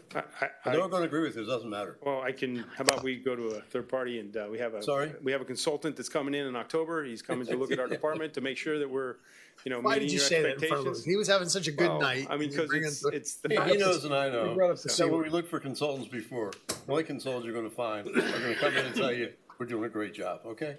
That's the kind of independent consultants. We're doing a great job. And we agree. Question is, can we do it more efficiently? I honestly, I don't think we can do it more efficiently. okay. There's always ways to improve, but when we've met on this, I think we're down to the bone as far as Okay. as money goes. I'm not arguing Eric, with can anybody. are you finished, Ed? Could I ask you about the floater question? Sure. I hear what you're saying, and it sounds to me like if firefighters were robots, it'd be an awesome solution, but you feel like you're gonna have an issue finding the right person because of schedule. Do any other departments do things like that, or have a different solution to try to solve for this problem? I don't know that to be a best practice, if you will, or what's normal. I will tell you that we have tried a lot of things. A number of years ago, in 2009, previous to 2009, between 2004 and 2009, we had some positions called executive assistants to the fire chief. They were lieutenants that were on staff. And at the time, we would use those 40-hour-a-week personnel. They would work in the office, and we would use them to backfill positions exactly like what Councilmember Lund is speaking about. And something gave, right? Their workload when they were riding the trucks and responding was not as efficient they were responsible for training, they were responsible for fire prevention, and they were responsible for EMS. And so, because they couldn't be at two places at once. In addition, we had true challenges from the work group, and we ultimately had gotten our grievance, and we lost the grievance, and we weren't able to continue that practice. So, and that was by a third-party arbitrator. And so we've tried some things like this, and I'm not aware of an effective program in South Florida, at least, that has a floater like that. We were talking about hiring somebody from scratch, not taking an existing person. Of course, you look at the No, I overtime understand pay, that. that's for firemen. So when I was saying you'd hire somebody in that position, he knows what he's getting into. And the industry that uses it all the time, as most everybody is familiar with, the airline industry. Basically pilots and flight attendants. All of a sudden, someone's sick, someone doesn't show up, you need somebody. So you pay somebody to be basically at home or to be available with the next amount of time to cover. And that's the same thing. I understand the concept, and I understand that we would be hiring someone new, not reassigning someone and forcing them into this position. But the question that I have, because what I've come to learn sitting in this chair, is that firefighters are a kind of unique population who have a certain set of standards by which they operate. And what I'm hearing is you don't feel like you would find a person of the caliber you're looking for who's willing to do that type of position. What I would say is, I think as a village, we do try often to find ways to be innovative and to look for different solutions. And on paper and in theory, it sounds like a great idea. And I would just challenge you to see if your thoughts on the subject are actually true. Is there someone out there for whom this appeals, right? Maybe we would become groundbreakers in fire departments and create a type of position that works for efficiency and also for the firefighter themselves. I get your assumption is that this is something that wouldn't fly, but it does sound like something worth sort of looking into, at least maybe for the next year's budget. I will certainly look into it. Thank you. Do you want to cover your special op, your other point about fire? Special pay? Your special pay point? Special what? So he just talked about it. Okay. Thank you, council. Thank you, sir. Next. Sorry, since we just went over those two that Ed had suggested, do we want to, as a body, talk about them on Ed's list and say, do we go with Ed? Do we go with the fire chief? Do these things stay in? Do they come out? He's going to go ahead now with the overtime. And this is something to consider going forward as far as the floater goes. Okay. No, the floater, but the part-time inspector. Listen. I'd like to do it for the sake of efficiency. Let's decide it now, and then they're either on our list or they're off. No, I was gonna start moving some of these. So You can move it. Well, then each. Move it, but it's. Yeah, move it.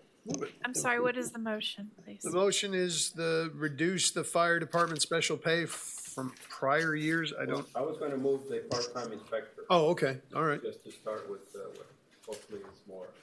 Move the part-time inspector. And to be clear, the movement is what, to remove it from the budget? Correct. Yes. Since we already have a new. It's a postponement, you know. To be clear, your recommendation is to keep that position. And Ed's is to get rid of it. Well, but I'm asking the chief. So right now, that part-time inspector position, the funding for that, we're contracting with an inspector that was a former fire marshal from another municipality. We're working towards allowing them to help us with plan reviews.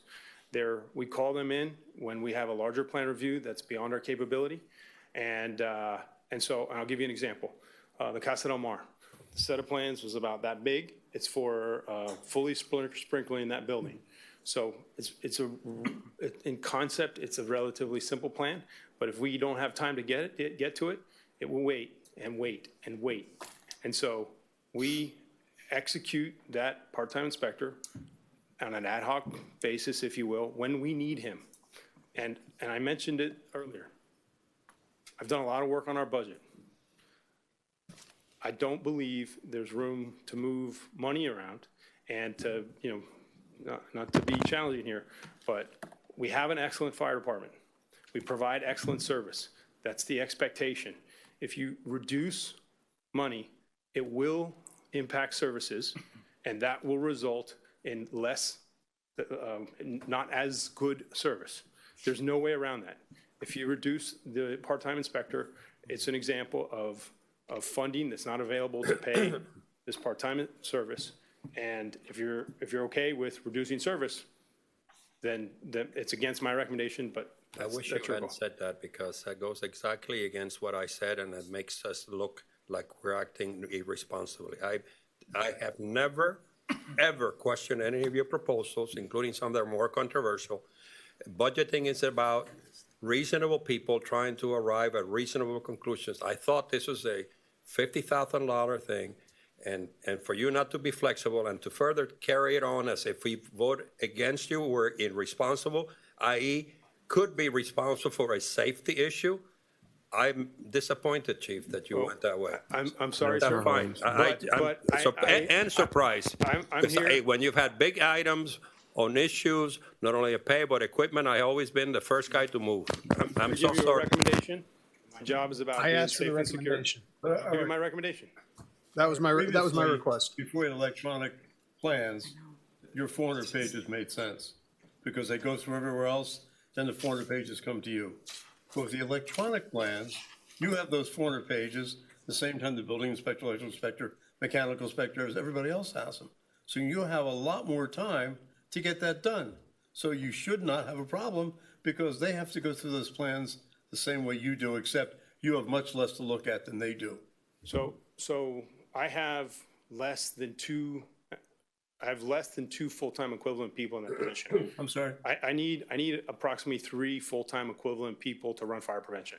At as Run lean what? as. I'm sorry. To run fire prevention. To run fire prevention, basically, our assistant fire marshal, our fire marshal, essentially an assistant fire marshal is what we've historically had, and a part-time inspector is really only, it's not quite 3. So by removing the part-time person, give me less than 2 people, and I'm asking for 3. So I guess it really comes down to hours. I don't have enough capacity to get the job done in a community that has grown in population, and whether we recognize it or not, there's a greater demand on our services. I'm struggling right now to provide CPR classes. I used to have a community outreach person. We cut that out of the budget. I am down to the bone, and I can't reduce. I just want to say this: if you want to reduce dollars, it will be an impact on service. That's the bottom line. Thank you. I'll second the motion so that we can move forward. Any further discussion on, or are we going to vote? What's the vote? Vote is on whether or not to reduce. No. Are we reducing? Or the motion is Vote to is reduce to it? reduce. The vote is Motion to remove or reduce? correct. It's both. It's reducing by 50,000, which is in effect removing that function. All right. Thank you. All those in favor? Aye. I'm sorry. I think you're going to have Opposed? to roll. No. Nay. Nay. Okay, one moment, please. And the nays are Councilmember Kaplan, Mayor Davey, Councilmember McCormick, and Vice Mayor Moss. Motion fails. Okay. The allocation and explaining of the 300,000 on the Back Bay study, could you explain to that a little bit now, and maybe so we Steve, you want to address make a decision on it? What would you like me to address, Councilmember? Basically, we took $500,000, we said we needed for the Back Bay study. We didn't spend any of the $500,000. Now going forward, according to we might need $200,000, which should leave us $300,000 extra from this prior year to reduce the taxes for this year. I'm not sure I'm following you. He's saying basically we didn't spend $500,000 on the Back Bay last year. Yeah, okay, I got you now. So, we were originally aligned with Miami-Dade County's Coastal Storm Risk Management Project. The reason why we moved that $500,000 forward last year is because that decision was going to be made in August.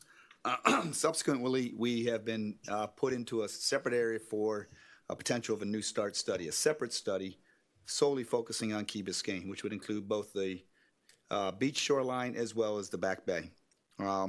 That $500,000 is still a requirement. The estimated cost for that entire study is about $4 million.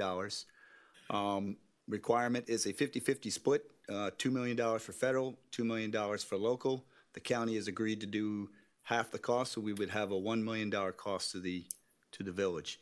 That $500,000 is being used as leverage right now as we talk to the Corps of Engineers to request to be put into their fiscal year work plan, which we were, and I think I shared that memo with you all this past week, and the negotiation is going on. Unfortunately, General Spellman could not show up yesterday. He and I did correspond today, and we will be traveling to DC likely in October, maybe November, for them to make a decision in the January, February timeframe. That really is our leverage from our village, telling them that we are committed to this project. So Steve, the last year we budgeted $500,000. This year we're budgeting additional $500,000 to make it to the million? 400. No. Okay. We are just, but we don't have any budget in there at all. That budget, it would be a rollover from last year. Okay, so what is, Councilmember London, I don't know what the 300,000, I don't understand that. It's already being rolled over. He thinks that we are rolling over 300,000 more than we need to because his Our understanding. capital budget this year, we're going for another $400,000, okay? Item number 1, 2, 3, 4, 6. Doc U.S. Army Corps of Engineer Beach and Back Bay feasibility study, another 400 grand. Now, that is in the category other, which would be the Corps of Engineers matching money. So our 500 would match their 400. So there is no, this item, there's no money there. It's not in the budget. All right. I'm trying to Steve, I have this from you. 400K we marked for the CIP as the amount that Jacksonville estimates we need to start the project in FY '23. I rounded up our request amendment of 500K since we have set aside 500K for matching funds. Makes it a nice round number. But even if we just get 200K, it starts the project, which is the most important thing of all. Project stated, project books be tracked by Congress. And so I'm saying, fine, 200K instead of 500K. What you're saying. Well, we don't know that until they make that Okay, decision. fine. So, they will start a study with 200K. We don't know if But they're we going still to have to start the come up study. with the money. Yeah, but the point is, the study is going to take how many years? 2, 3 years? What'd you say? About 3 2 years, to 3 years or something? Right. And when would you pay for it up front? Or you pay for whatever it's done? I think it depends on how they want to move forward with it. And Yeah, but they're hiring people. Do they, normally in the government, you were the Army Corps, they say, hey, here's $2 million or $4 million, go do a study? Or they say, here's billing, when you do X, A, B, C, D, and E, you get progress payments along the way. What's normal procedure? So, which is why what I mentioned is we could get a new start study for $200,000. However, there's still going to be a cost. I'm not saying there's not.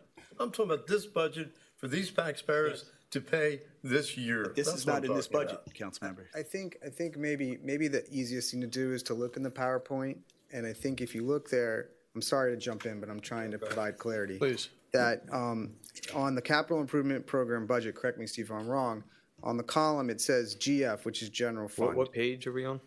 It's 20. If you go on that line item, which is Back Bay, which is the 1, 2, 3, the fourth one down, it says fiscal year 23, 400, fiscal year 22 rollover, 500. Under the general fund, it says 0. If you go to the end, it says 400 for others. So there's nothing budgeted. In the millage. There's nothing in this year's budget. But I was told the others were going to get a grant for that. So No, we wouldn't get a grant. We'd get matching money. That's the 400 that you have on the other side and the other. So there's nothing in this millage that has anything to do with Back Bay study. Sorry? There's no. To answer his question, no. Ed, what I just heard Ed read is that you thought there was a chance that what you're going to actually need out of these rollover funds is 200 rather than 5. No, And is that this year? No, that's not what I said. What I said is to the lowest we can get in order to get the possibility of getting a new study could start at $200,000. Could, but we don't know that. But the bottom line, and what I was trying to make the emphasis to Councilmember London is that we need to get a new start study or this doesn't happen. Right. So the more that we can put against with leverage, the more that we have an The opportunity to do this. leverages will agree to pay whatever we have to pay, whether we have it in this category or that category. We got $13 million or $20 million in the bank. So to talk about whether it's 200 or 500 doesn't seem to make a lot of sense to me. And this money is not in the budget, though. Yeah. Yeah, this is money. We have all this money. He's from talking previous about years, the other side. He's talking about the rollover. He would like to use rollover for to reduce the taxes. To reduce the taxes. That's his what I'm articulation. talking about. Okay. So you need more money next year. You have more money next year. But you don't It's need not it really this year. rollover. It's the possibility of tapping reserves to meet a shortfall if there's a resulting shortfall. If the cost is actually 400 or 500, not 200, there would be a shortfall. I'll ask the question again. When you're going to do this $4 million study or whatever it's going to cost, and it's going to take X many years, normally, maybe, correct me if I'm wrong, Steve, but you don't normally pay professionals upfront to do these studies. You pay them either when they're done or on a stage payment during the study. Is that correct? I'm not exactly sure how the Corps of Engineers will do it. Okay. Yeah. Well, in the normal world, let me put it that way. Maybe that's different. This isn't the normal world. And a difficult struggle, some of us, to reduce taxes based on, when we passed the 500,000 was a guesstimate, and I remember that we said it was a statement to the Corps of Engineers that we were committed to put our resources in it, and I think there is no dissent on that. What I think I'm understanding is that if we can, having made that impact, which is obviously working in terms of them sensing that we are committed, whether we can budget it, stagger it, which is one of the things that I have spoken to you about. What can we postpone without causing any damage either to services or anything in the future that would help us reduce and I think that's what he was going on. That's why I found it attractive, which is not abandoning the commitment, but obviously it's not going to all be funded in the next year. No, and it's But not. unless I'm missing something, No, they're not incompatible. Yeah, if you remember when I went through the numbers, our ultimate cost, if this is a $4 million study, is $1 million. So I did think about that last year. So why put $1 million now? Because as Councilmember London mentioned, it is paid over time. But I think what this shows is that we are committed, that we're in, that we really want this study. Let's say it comes to next March and they tell us it's a new start study. It's going to be $400,000. We'd like you to put $400,000 in. We put $400,000. We put the $100,000 somewhere else. I'm not averse to that.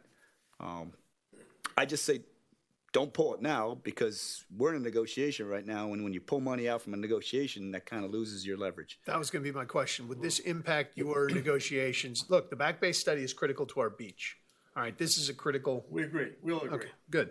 So anything that we could do, that was my question, is if this is going to impact, again, it's like going to a bank, well, just let me speak, Ed. I didn't say anything. Yeah, you're I'm looking about at to. you. It was enough. My eyes are just going to go right They're going to roll back in your head.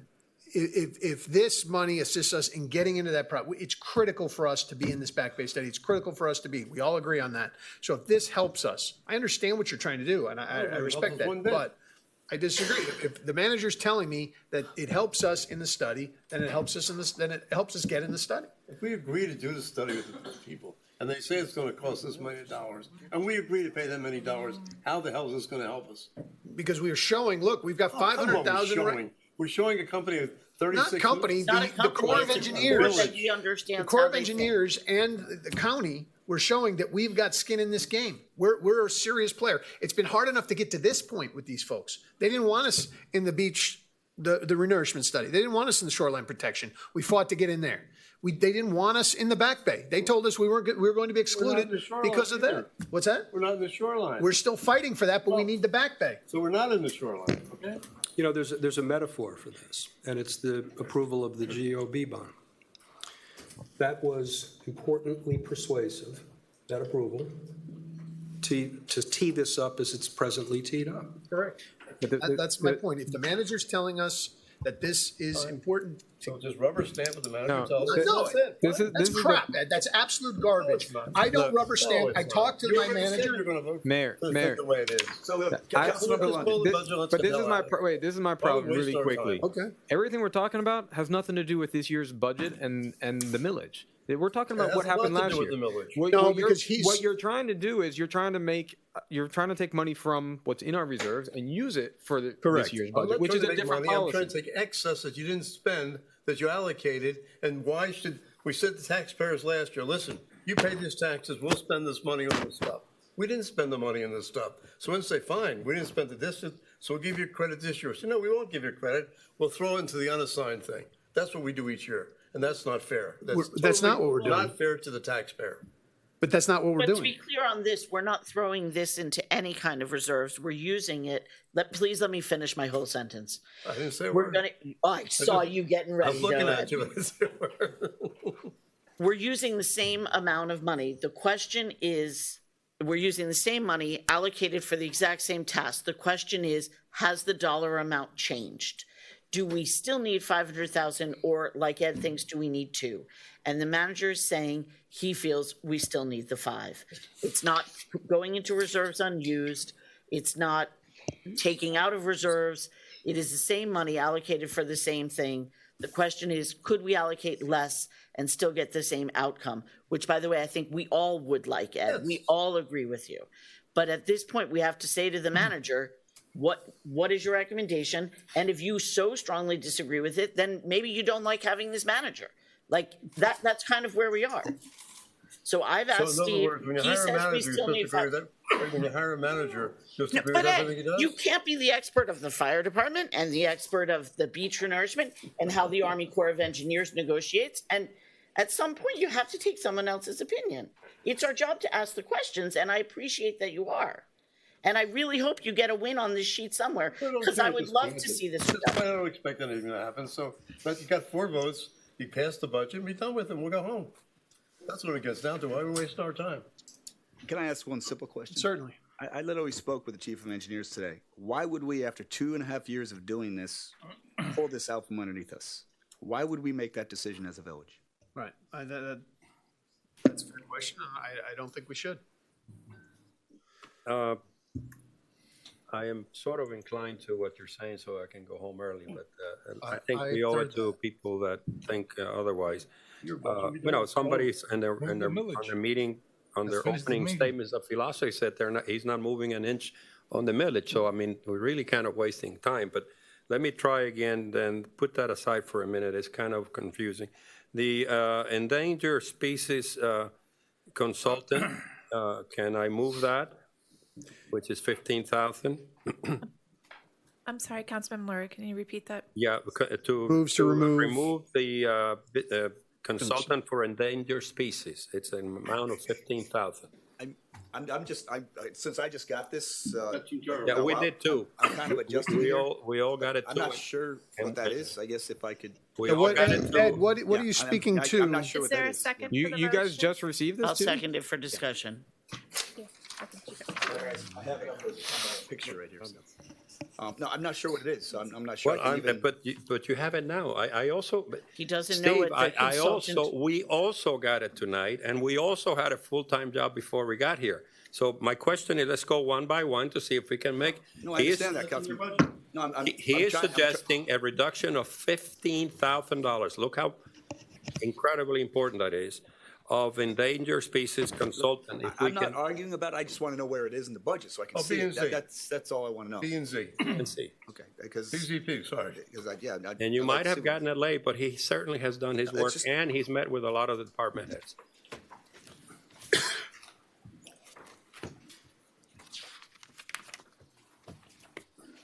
Who's going to speak to the endangered species consultant? I'm the only endangered species here. You want to come up? You are not. I moved What line item is it? I'm trying to find out where it is, but let's see. Where was the line item, Ed? It's in. Jake is. Hold on, let me open my book. I'm not aware of an endangered species. I mean, we had a turtle person for a while. What about it? It's Jeremy. He has. It's his thing. Jeremy. Good evening, Jeremy Karaskalger, Director, BZP. So I actually need some more specific information because I think we have some funds for iguana control, but that's not in.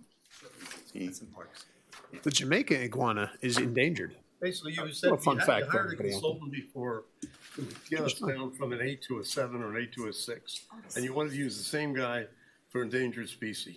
That was on the same, the same line. Now you know where you had it? Yes. Okay. So that is not $15,000 just for endangered That's what it species. said. But some of the points that are available that are sort of that we have not taken advantage of so far, there are a couple of points in the CRS coastal rating system. Make sure it's the NFIP. Make sure they're clear what it is. Yeah. So this has to do with the National Flood Insurance Program, which the community rating system way that works is there's a bunch of points you go after. You're chasing these points. If you get a better score, your rate goes down. For every point your rate goes down, it saves village-wide about $1 million in insurance costs. So we're motivated to push that number down. One of the ways you can do that is by submitting information about impacts on endangered species, amongst many other things we can be pursuing. That is one of the line items, has to do with endangered species. The 15 grand is not just for Well, you had on endangered that same thing, species. this is under contracts, under, where is it? It's under number 31.000, professional services building, and it included your 35,000 for your Acela for being your thing, and included 60-some thousand dollars for a structural engineer, since you don't have one and your building official doesn't do the structural engineering anymore. And then you had X amount of dollars for 3 weeks leave, and then you had 15,000 for endangered species. So, yeah, and that's my point is it's not just for Jeremy, endangered just to cut species, through it's to to the do people with the who are not CRS. sophisticated to follow this logic. You cannot live, I tested it because I thought if you can't even support 15,000, we really should adjourn them. I'm not gonna bring it up. I mean, if you still think that we cannot, some of us are trying to reduce expenditure. No. I was just trying to answer the question about what it is. My motion is that I think this is not essential, critical, affects the, and if we can't pass this, there's no point in going through all the other ones. Whatever you call them, maybe it was misnamed by Mr. I'm still not clear. I'd like to know exactly, okay, this 15,000 is Did you part see it on the what? budget? I don't see it. Well, the last time he gave a description, not on this one, the one before he gave you a description, but the money was gonna go Yeah, I don't recall the That was it. endangered species. Oh, that was there. So it's for the consultant who helps us out with the CRS rating. So with the And- CRS rating overall, the 15,000 is for the person who does CRS rating. Yeah. That's just And just an 15,000 for the element. CRS. Is that the total we pay to that person? No. No, and I'd have to check last year's budget about what the fee was previously. It's not worth even talking about 15,000 at this point. But I'm curious we about- are fairly certain we can get down to a 6. You can imagine the points get harder. How to much get total are we when spending you- on this CRS person? I'd have to check, honestly, what we did pay last year. Is it in last year's? But I think you're talking about budgeted this year. How much Yeah, are we budget- how much are we budgeted for budgeting this this year? guys this year? I think that's the It's in that 15,000. 149,000. It's $15,000 for that whole Yeah. CRS thing. Yeah. So And this- you're just this saying is- that So the, we think we're going to get to a 6 this year, Which will save us, which will save we at a $2 7 million now? total. 10% for. Are we at a 7 now? We're at 8 now. So we gotta get to a 7 first, right? You can jump. Tell what the end state, when you go from 8 to a 6, you save the residents yeah, will it save saves 10% 10% on their insurance premiums. on insurance. so the endangered species is just a thing that they could do if we needed them. Yes, But the 15,000 is really for the CRS system. right. Thank you. There's no All right. HR function associated with this endangered species. This is a check the box on a 15,000 list of possible opportunities to reduce the CRS. 15,000 gives us an opportunity to reduce our CRS to 6. Yes. Which reduces the insurance cost to every owner on the key. Well, I would assume Flood going from insurance. 8 to 6, you go through 7. we didn't I'm get not to great 7. at numbers, but apparently that you seems to can be the way skip. it works. Yeah, we're hopeful that we'll be able to jump straight from an 8 to a 6. Okay. And then this wanna would vote on be that one? pursuing additional opportunities to push it down further. Why don't you call it?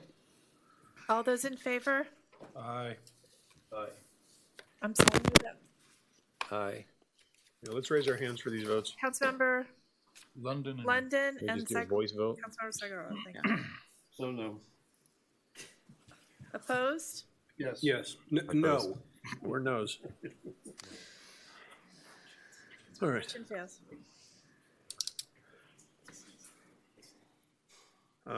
What else? How about the vacant position for resiliency coordinator? Come on down.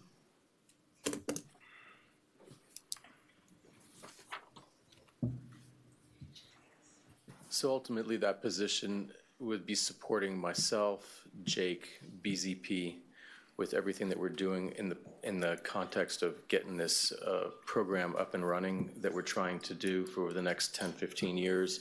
They're going to be doing all the MS4 permit requirements, which is for our stormwater system, which is what Cat Culpa was previously doing. They're going to be doing all the year-long data tracking that's required for that. They're going to be doing also a lot of the data management in our GIS system, which supports Jake and which supports BZP. They're also going to be supporting me with all the community engagement and community meetings that we're going to be having to have over the next year and 2 years relative to the stormwater system and the roadways and the undergrounding.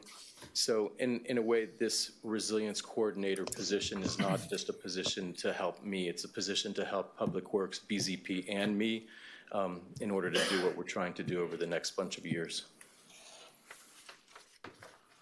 This position, I think, was part of the briefing that you gave us on go-forward planning and methodology for managing. Exactly. And I mean, there's a lot of data requests that are going to be made by AECOM, that are going to be made by Black and Veatch, which are going to be our program managers and construction managers over the next bunch of years. And this person is going to be addressing all those things. Okay. Now, to formulate and promote R+3 ISIP, whatever you want to call it, that's a Veatch company? Black and Veatch? Yeah, they're going to. That we're going to spend $1,220,000 next year on, right? Yeah, that's correct. And so what are they going to do? I mean, we don't have a back bay study done. We don't know what we're going to do there. We don't have our, whatchamacallit, the 30% from AECOM to do the store thing there. Mm-hmm. We don't have anything done with the, finalized with the telephone company. Mm-hmm. So what are we paying all this money for us to coordinate? I mean, then we have another coordinator, then we have you. They're not excessive. actually coordinating. They're actually working with us to develop the detailed roadmap as to how we're going to get from here to 15 years down the road. How all the projects and all the various lines of efforts are going to be sequenced, prioritized, funded, executed. Now, if you want to do that blindly, no, we don't blindly. We have you. We have all the rest of the staff. We have Colleen. We have all these people. Now you're saying, no, we got to go spend another $1 million or more. I mean, to me, it just seems like lots and lots of overhead. That's all. I mean, it's like this big development project. I think the operative word is seems like a lot of overhead. But in truth, being able to put together these really detailed, complex plans to be able to execute efficiently and minimize the impacts on the residents requires a lot of complicated and detailed thought and sequencing and prioritizing, and that's not something that we can do by ourselves. You know, they have expertise in doing it here and elsewhere and internationally and nationally in other big cities, and we lean. We lean on them, and yeah, while we may be a small town, doing a $250 million infrastructure program over the next 15 years is a very complicated undertaking. That is, regardless of whether you're a small town or a big city, that's a very complicated thing to pull off. Again, over 15 years, if you're going to do $250 million, that's what, $16 million, $200,000 a year? That's not very much. Ed, the fact of the matter is, if you don't make a good plan of action up front, you're setting yourself up for failure in the future. I'm all for a good plan. And I'm not interested in failing in the future. So we're leaning on the experts as best we can, and we're combining our expertise with their expertise to give the village as good a shot as possible to execute a complicated program. That's what we're trying to do. So we're setting ourselves up for success, not for failure. This resiliency coordinator, I thought we had one. We did. Cat Culpa. Yeah, it was Cat Culpa. That's what I thought. You're just trying to fill the position. She did that, and it's a vacated position. Okay, it's not a new position, right? Okay, Yeah. vacant position because it says vacant new position. No, it's not a new position. It's just a vacant position. Okay. One takeaway from the briefings dovetails with the gentleman's remarks earlier about making sure that these projects are designed to be to overlap with each other. Yeah. Sort of holistic designs to not have to do things seriatim. Correct. That's part of this. Correct. And we're also trying to do it geographically so that within a particular geographic location, all these different projects are going to be done simultaneously, such that when that area is done, it's completely done, and then you move on to the next. So that the entire island isn't disrupted all at the same time for a Correct. long time. But at the end of the day, there's a lot of complex coordinating that goes on in order to actually make that happen. Because while you're doing something in one geographic area, you've got to be doing a whole other set of things in the next geographic area that you're going to be looking to do when that first geographic area is completed or underway. I remember the detail from our briefing. It's a very complicated and tricky thing to pull off. Most places would just say, you know what, we're going to do one element of our infrastructure upgrade, well, underground. Or they'll say, you know what, we'll do one element, we're just going to do the stormwater system. But we're actually trying to do it in a holistic way. We're looking at all of the utilities that are in the ground that could potentially be impacted or need to be redone or upgraded, and deal with it all at once so that we're only digging everything up once. If we can pull that off, we're heroes. I remember the detail. Yeah. Roland, I have a question for you. I understand it's not a new position, and I think I asked this when we created the position initially. How long do you see the need for this specific position? Like, you talk a lot about the development of this plan.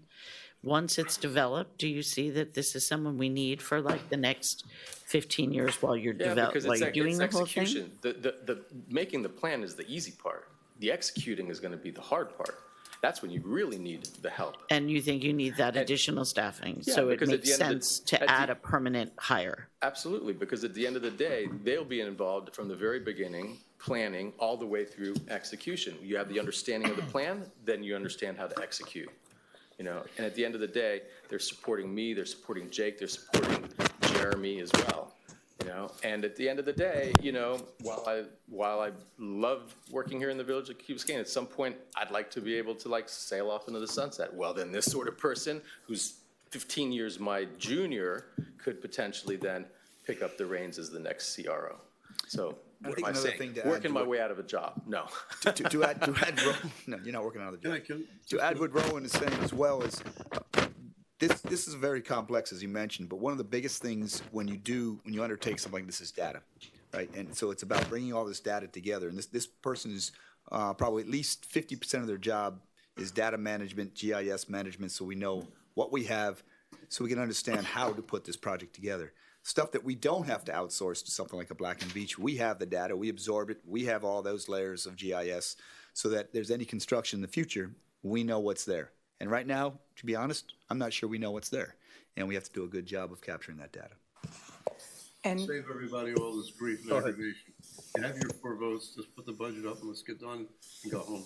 I agree. Run through item by item. I agree. Your guys going to approve the budget the way it is, so why should we go through all these items? I second that. I've already went through a lot of this stuff with them, and I have the rationale. No, I mean, we got $270,000 that for collecting is 96%. I'd like to talk about that. Yeah, I want to talk about that. I mean, there are things in Yeah, there. I mean, CIP, you want to vote for me too, Ed, or could we? No, don't. You don't get to vote for. Are we good? Could we talk about that one, please? The first on Ed's list, the assumption of the collection of ad valorem taxes.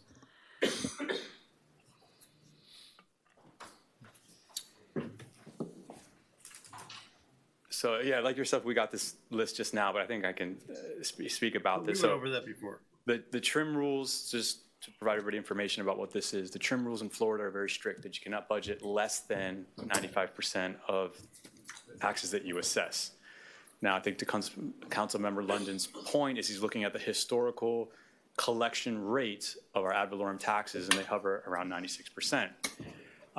One of the reasons you don't account for 100% of the revenues is because of the early payment discounts. So for everyone that knows, if you pay your tax bill in November, you're eligible for a 4% discount, in December 3%, January 2%, and so forth.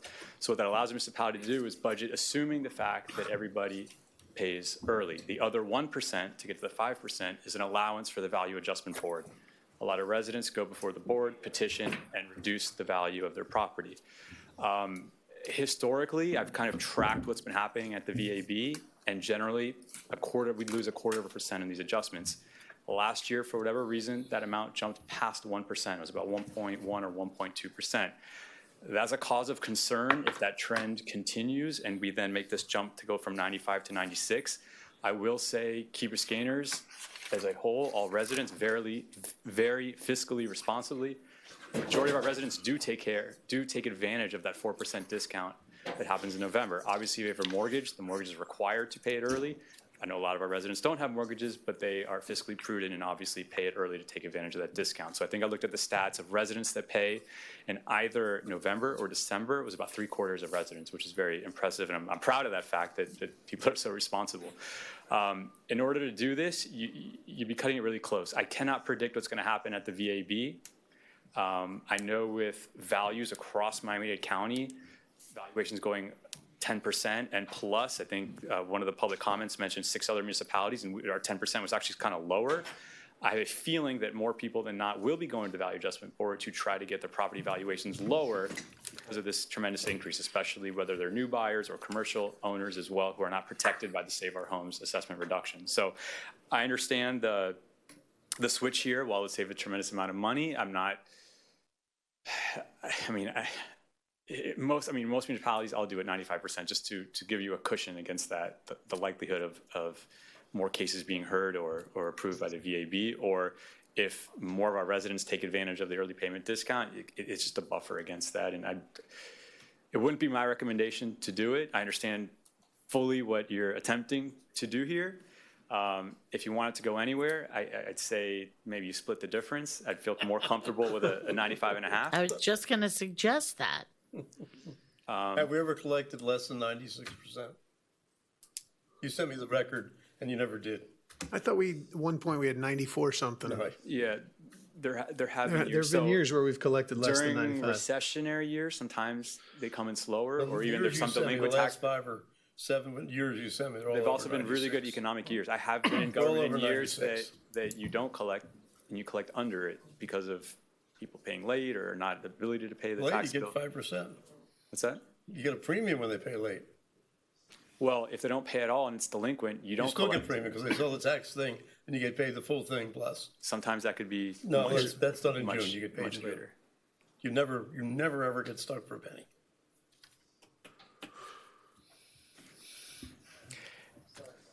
Listen, my recommendation, like most municipalities, is to stay at the 95%. If you go over,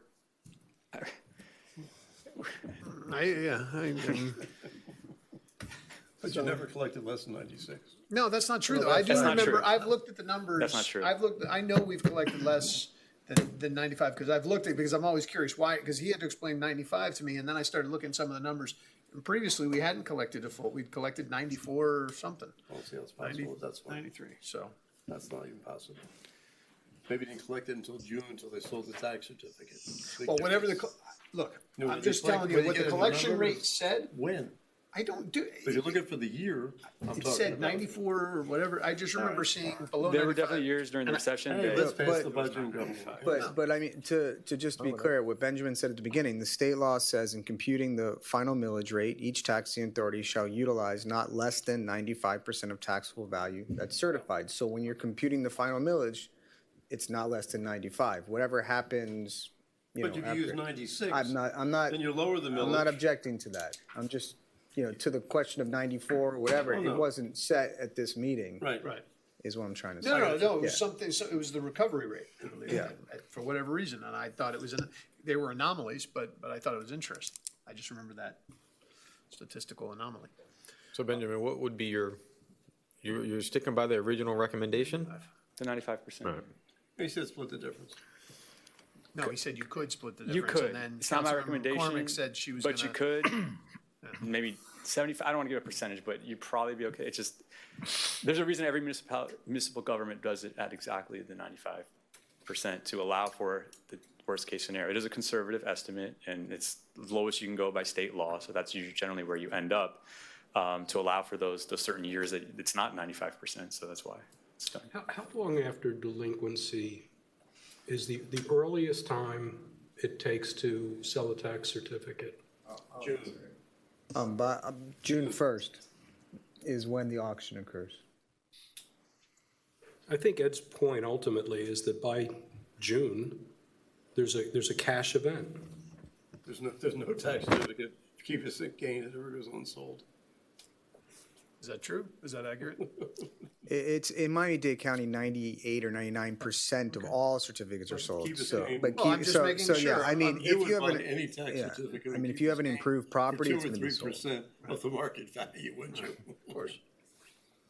just asking the question from the experts, not from the guy trying to push it. I know when a sales guy's trying to sell me, I go to the experts on site. I think, you know, Benjamin would tell you probably the lion's share comes in like December, right? When you get your, when do you get No, most it's of your actually, money? as Is it explained, later? it's in November. So In November, to in get the November. 4% discount. Exactly. And, So- and last year, the VAB, that's why I track these things every year. Last year was an anomaly where the VAB actually reduced it by 1.1. So if the majority pay and get the 4%, and that VAB anomaly continues again over 1%, now you just shot yourself So what short. happened years ago with the VAV, you sent your $15, you didn't have to pay your taxes. And you Yes. got the discount, now they changed They changed that. the law. Yes. But you can get interest So now on your money that's if you the only win. way that could happen in 94. No, that's smart, because that's what everybody would do. Why not? Save you. That was the game. Of course. They Is don't let one you of the play that game reasons anymore. for benchmarking this at 95% to hedge against the risk that there's a lot of November payments? Exactly. Two risks, all November payments and if 1%, 1% allowance for the VAB. Okay, that's good enough for me. I mean, I'm intrigued, but I'm not that intrigued. I think that's the important thing, though, for people to understand, that the discount of the November payments is a real factor, that it's not just the 95, 96%, because the dollar amount is less. Yeah. Yeah, I want to make this clear here for folks that are listening too. These tax bills are going to come out in November. I want to be clear that that discount also applies to the non-ad valorem assessments. So I know we moved stormwater, solid waste to those bills as well. If the residents want to take advantage of the discount, then yes, Pay they can early pay it and you get the pay it in 4%. early. Not beneficial to the village, but for our Right. residents, I want them to know that to help Thank you. save them money, because I know this whole talk about taxes and being sensitive to our residents, that they know that the discount's available. I think just to clarify the village non-ad valorem, because there are certain non-ad valorems that may not be subject to the 4%, but the village, that's correct. Okay. Sitting next to Magoo. Yeah, is anybody gonna make a motion, or are we gonna move on that one? I'm ready to move on. Okay. I want to talk about the investment in Virginia Key. You want to add the 78? I thought it was 75, but it's 75. So, I mean, that was a recommendation, again, of the manager to have something, because I understand where you're coming from. I was actually the one who talked about it early. The manager came back and said to have some money on, again, to negotiate with They those come guys. back and negotiate. There's something we can do or anything else. You come back to us and we'll decide whether we want to do it or we don't want to do it. To invest it, that makes no sense at all. No, look, I In my want to be opinion. clear. And, yeah. Which we know my opinion is worthless, but that's okay. You know, I never tell you that to your face. That's how you feel. All right. Not a problem. I still love you. I know, I love you too.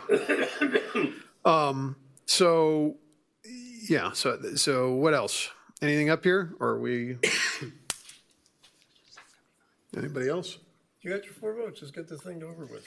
Well, Ed, stop saying that, because there may be items, you want to talk about. I've made my position clear. I'm going to vote against it, so just forget it. You see the path. What's happening, so why do it? All right. Where's the vice mayor? Oh, no, it's Benjamin. Any other items you want to discuss, Mr. I Benjamin? think in fairness, the one item that we always should discuss is the last item on Ed's list. The question of the Excess revenues over. appropriateness of excess. Yeah. And how it's expended Correct. is an issue every year. That's true. So And excess and- revenues not including compensated absences. Okay, so this is, you're talking about the monies that are passed over that are not spent in fiscal year '22, coming over into '23. Well, no, it's actually not that. It's at the bottom line in the operating budget. There's an excess balance over the aggregate expenditures. And that excess balance gets applied to CIP. Correct. To reserves, and there's different categories of reserves.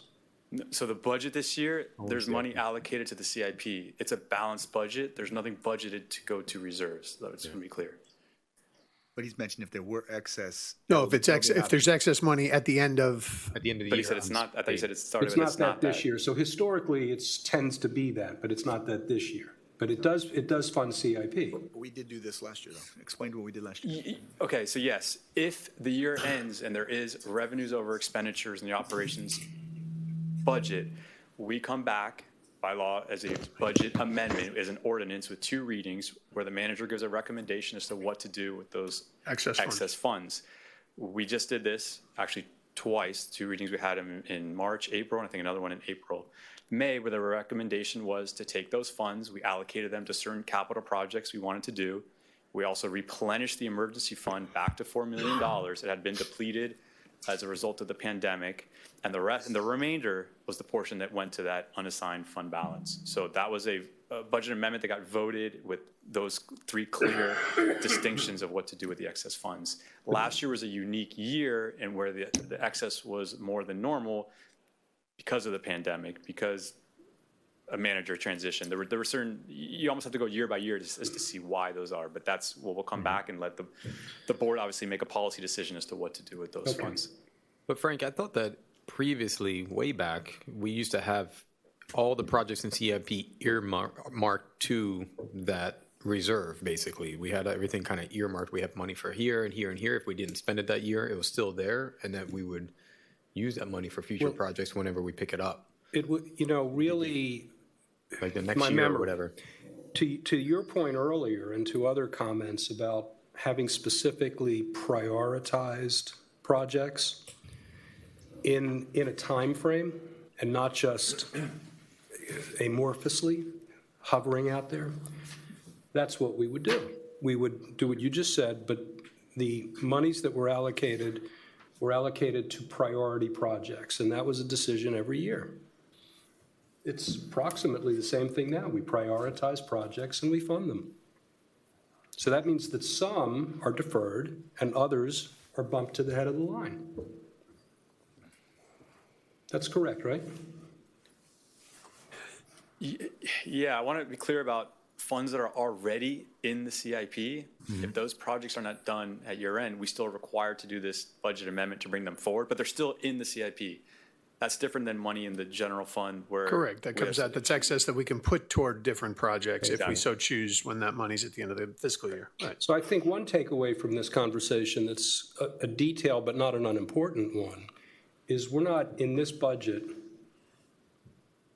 feeding the operating or the reserve, the emergency reserve or other reserves. We're not. We're not doing that. We're not. Correct. That's one of my concerns is we're not, I think the next council is going to have to look at what are our emergency reserves. And I mean, 4 million, I think we voted, we were at 2 million until 2006. And then I think we went to 4 million. That was after that. Was it 2007, 2008? You were on council, that's after 2010. So it's after 2011 probably. 2012. So 2012 is when we came on. So 2012 is when we took it to 4. I think that not Irma. And we were talking about having money Katrina, just to reimburse from Wilma. We weren't a question of what it's going to cost us. We're talking about basically cash flow.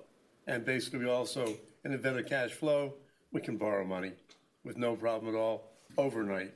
So that's not really a problem when we talk about having 4 million. As I said, we don't have 4 million. We have 9 billion worth of taxing ability. And that's what we really have. And then somebody brought up before, well, we got to keep this for our credit rating. Mm-hmm. Well, our credit rating, most important thing about our credit rating is the variability of our income stream, which is taxes and the other utilities we cover as far as maintaining that. It's not having the maximum number of dollars in reserves. It's a very poor use of money to do that. I don't think that that's either under discussion or in disagreement. It was brought up earlier tonight. I brought it up. Yeah, I want to speak to that too. So there are 2 main rating agencies, S&P and Moody's, and actually a third, Fitch.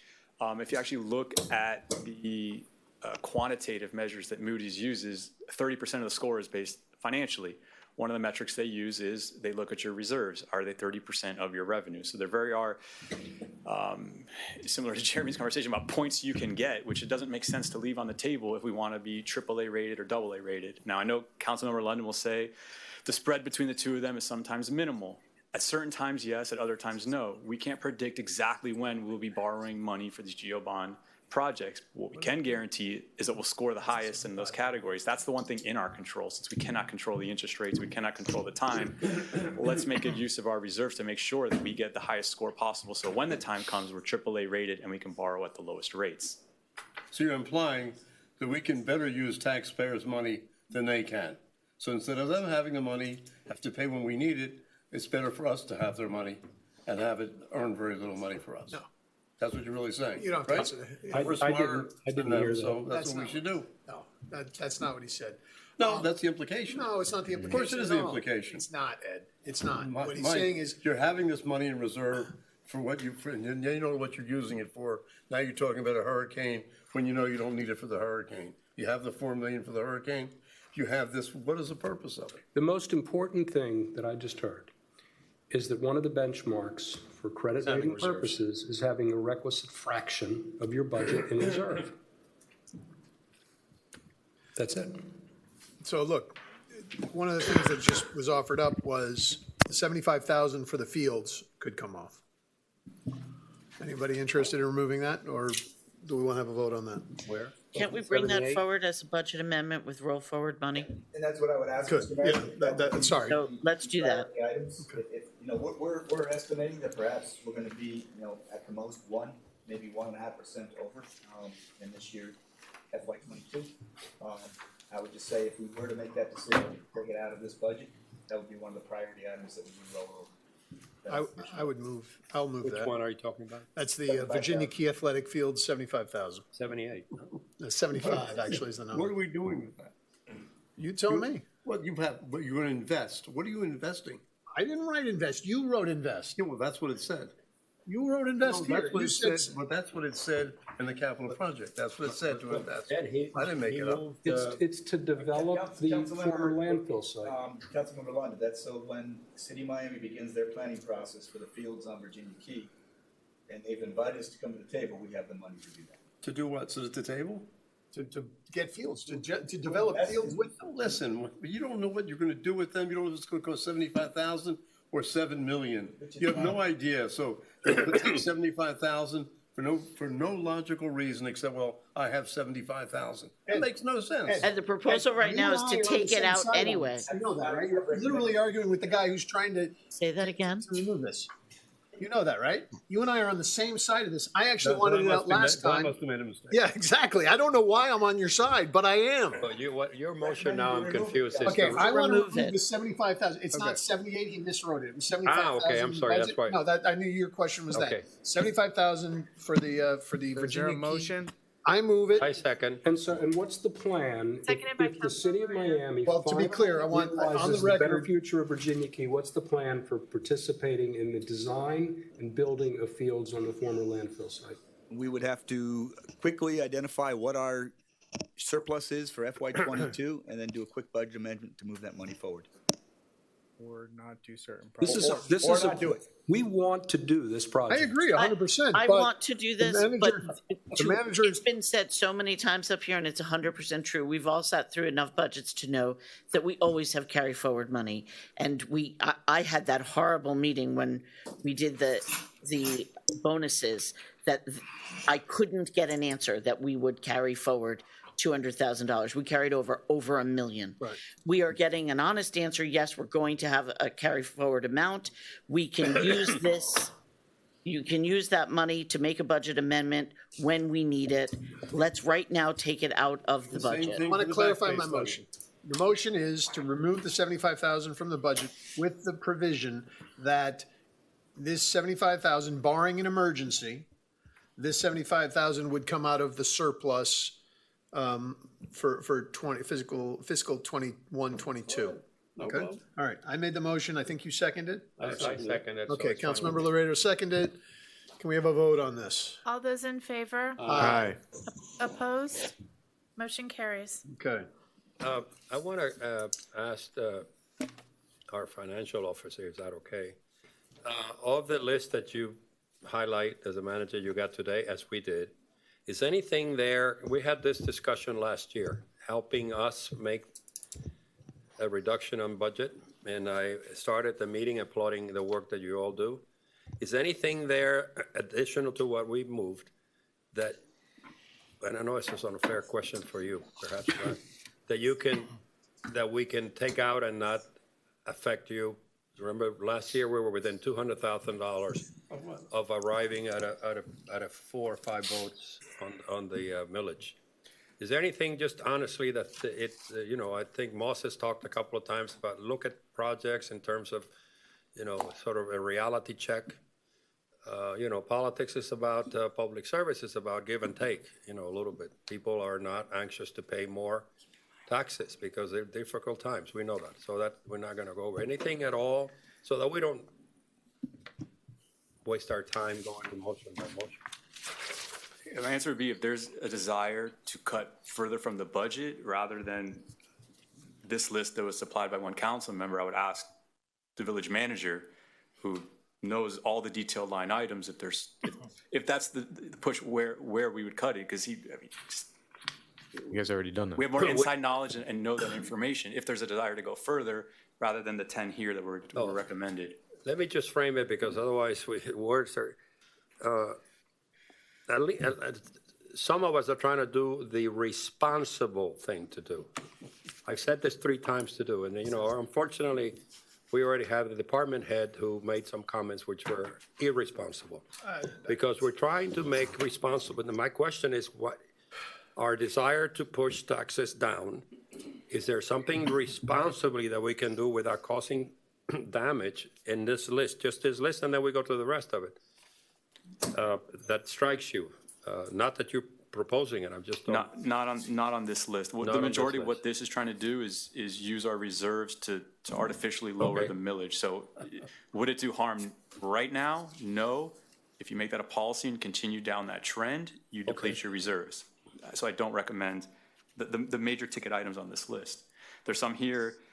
The 360 for special pay, that's contractual. That's a CBA item with our firefighters. They're allowed to sell back time. They've already made that request as of May 1st, consistent with the contract. We can't prevent paying them. We're obligated to. So from this list, no, I'm not recommending. Excuse me. Would you say that amount of money is not the current year? That's from prior years when the money to go for that went into the surplus. Now I'm saying take it back out of the surplus and pay for it. It's not the cost of the taxpayers today. It's cost of the taxpayers before. Last year, not this current year, but last year, what was your surplus? 3 million?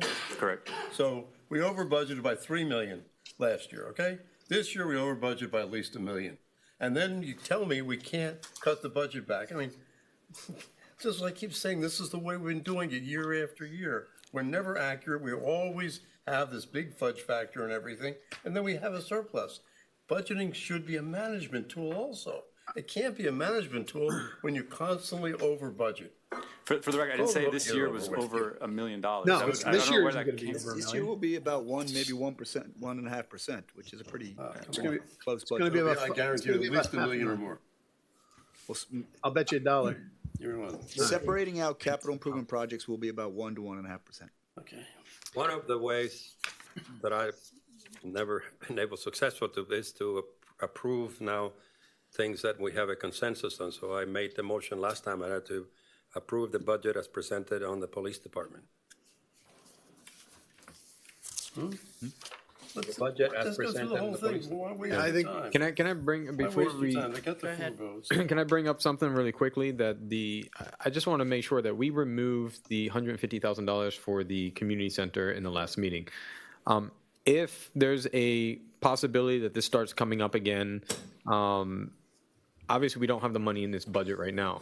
But if we do have money coming, carried over from last year, and we have this opportunity, I just want to see if that, we can at least tell the manager, we don't, just because it's not budgeted doesn't mean we want it off the table. If an opportunity comes up and we want to start moving with this, if he could look at, the possibility of using any carryover money, if there is some there for that, I would if agree, it pops up. but this next council, you'll be a member of this next council. You guys will make that decision. I don't think I have the right to request use of money in the next fiscal year. Getting back to my motion, I guess I get no second to approve the police. We're going to approve the whole thing anyway. Well, I mean, I like to go get things that we have consensus on. For what it's worth, I do agree with what Brett just suggested for your information. Councilmember Laredo, can you please repeat the motion? I wanted to The make a police motion department- to approve the police department budget as presented by the manager. Let's just do the whole thing, Luis. Get done with it. Well, yeah, I would make a friendly amendment to approve the whole budget. All right, but we have What to, to? we're gonna have to change the Calculate the millage, millage. calculate it, come back to the budget. All right. so Okay. I Let's take a- failed let's again. take a It's- 5-minute it's the break. fo- It's No, the, you it's can the go. magic four. But let me ask you, Ben, from my numbers, Drawing your we motion. went from, I didn't get a second, I don't think. No, I don't think. Yeah, we can get so, it. Okay. I tried last time, I'll try again. You did your best. That's fine, it's a magic four. The We brought the 3.2054 millage down to 3.1620. In my numbers, I was trying to get close to last year's number because, the millage is what people pay taxes on. Correct? Yeah, That's we're what- already below last year's number. No, in terms of the $35 million in revenue, right? 35,506. If my calculations were about 1.480 difference between what you're proposing, forgive me if I'm wrong, and what I'm using as of course, Don Quixote dream to bring it to last year's number, but my numbers were 1.4, which is substantial and important to taxpayers who have to write the check to pay the check. Okay, so do you remember I asked you this last year and we were only $200,000 apart? You don't see anywhere that we can move this number in the to bring the millage down. No, I don't think this is a question for the Well, let me staff. ask him. I want to ask him. I hate to ask you because you work for the manager, and that's a terrible thing to put you in. Don't put him Yeah, on the just spot. Don't put him on the spot. You're right. I Really, apologize. forget that. Mr. Manager, what do you think? Is there anything that you have the global view? There's a desire and a great number of the people in Key Biscayne who are not here because, mostly the people who show up here are the normal activists who show up every meeting to try not to pay more. It's difficult times. And I was trying to narrow that gap, as a compromise, which is part of, you don't see any flexibility because the revenue, the lowering that we did from last meeting was only because of the council action. Do you have any suggestion of how we can get closer to? Well, I think I just brought up a suggestion of go ahead and, dropping that 75,000. Right. But is that, okay, 75, that's good. Yeah, just to be clear, Councilmember Laredo, you stated you've heard from a number of people. I've heard from quite a number of people who want us to maintain where we are. They want the services. They want us Yeah, to be. but you see, that is a real cute play on words, and I How said it is that? 3 times. How so, sir? Because efficiency does not mean that you sacrifice excellence or service. So that, I've unfortunately. literally had people tell me, but "Don't listen, cut I've had the 4 millage." years of this, thankfully. Yeah. 4 years of your, so people do not want to pay taxes. The new council, whoever you are, you're lucky. Whoever your new mayor, you're going to be in good hands because this has been an incredible experience. What is 14 years you've been in the council? 12 years. What? So you don't think? Well, 12. See, I missed it by 2. Almost half the life of the village. We need new blood. I hope that some of you guys are up there. And unfortunately, there's not a woman running. That's pretty sad to me. We only have one woman on this council, but anyway. You don't think it's possible to even move in that direction? Where you told 75,000, but that's not a big number. But other than that, you think this is like a... Well, I think we dropped 1.1 million last hearing, and we're going to add another 75 to it. So I think, because we went Did we drop that much last time? yeah, No, we I had don't a think so. capital project of a capital program of 1.8, and then we took it down to 700,000. Yes, rubber stamps, right, Ed. Are we taking a break? Oh, no, apparently, Ben, do you have the number? Yeah, the millage rate. We have to take the millage off the table. All right, I'll take, Am I reading the ordinance? I've got to wait for Councilmember McCormick to come back. You take the millage off the table? I'll move to take the millage off the table. Second. All those in favor? All those in Aye. favor? Aye. All right. Opposed? Motion carries. Benjamin, do you want to I read know, it's just, it is what it is. It's the last one. Benjamin, do you want to read the new millage rate and the percentage increase over the rollback rate for us? Sure, the new millage rate is 3.1533. The rollback rate is 2.8995. So the millage rate is 0.2538 or 8.75% greater than the rollback rate. Okay, so. Can I move 3.1000? Anything you want. Well, I'd like to move 3.1000 as a new millage rate. We can't have a millage rate that doesn't fund the budget. Well, you can just use part of that X surplus. Do we need procedure? Do we need to adopt the budget before adopting the millage resolution? By state law, you have to adopt the millage first, but if that millage were to pass, we'd have to go back to the budget and have to figure out. Because It's fine. So let's put it up to vote. Put it up to the vote. Is there a second for the motion? Is there a second for the motion? Nobody supports 3.1 I'll or second. or 3.0? 3.0. Are we all awake? Wait, 3.1 or Excuse me. 3.0? I moved 3.1. We've got a motion for 3.1. Ed, did you second the 3.1 or are you going to 3.0? No, you can't go to Friendly 3-0. amendment, 3-0.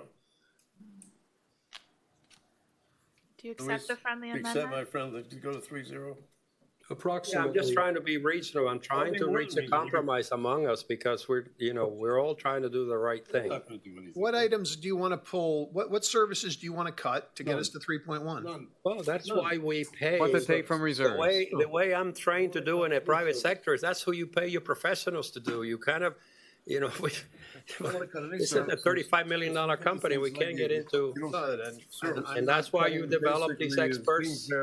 To the taxpayer. Let's just put it to vote for the millage, and let's go through it. 3.1 or 3.0? 3-0. I made 3.1. Did you second it, or are you asking for friendly amendment? And what does he want? Friendly of 3-0.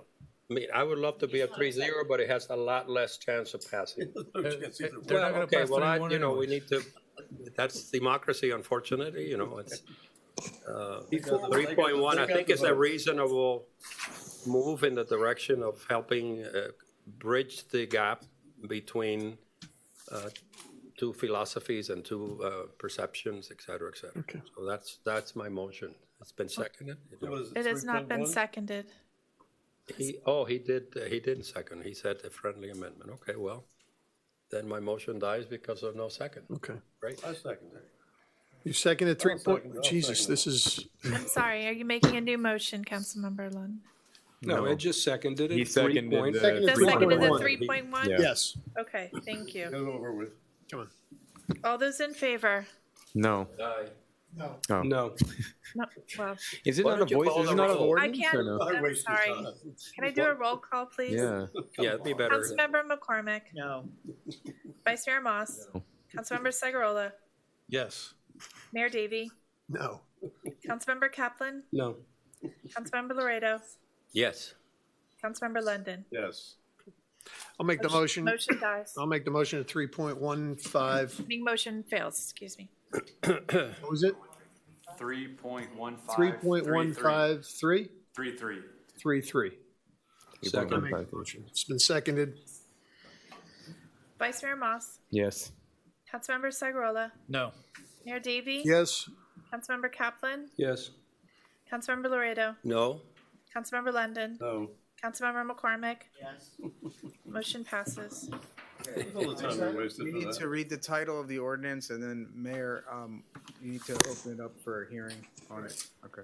The next item is the second reading, an ordinance of the Village of Key Biscayne, Florida, adopting the budgets for the fiscal year commencing October 1st, 2022 through September 30th, 2023 pursuant to Section 200.065 Florida statutes, trim bill, and providing for an effective date. Moved. Second. Thank you. Okay, I'm going to open up for public comments. Anybody want to speak? Okay, Put that in the resume? I'm going to close public. Wait, may I read the instructions? Yeah, read the instructions. Let's make sure if there's anybody out there in Yes, please. Zoom land. Please call 305-365-7569, enter Zoom ID number 231-627-8415, then press pound. There is no participant ID, press pound again, and then *9 to enter the queue to speak. Or if you're joining us via the Zoom app, please click the raise your hand button.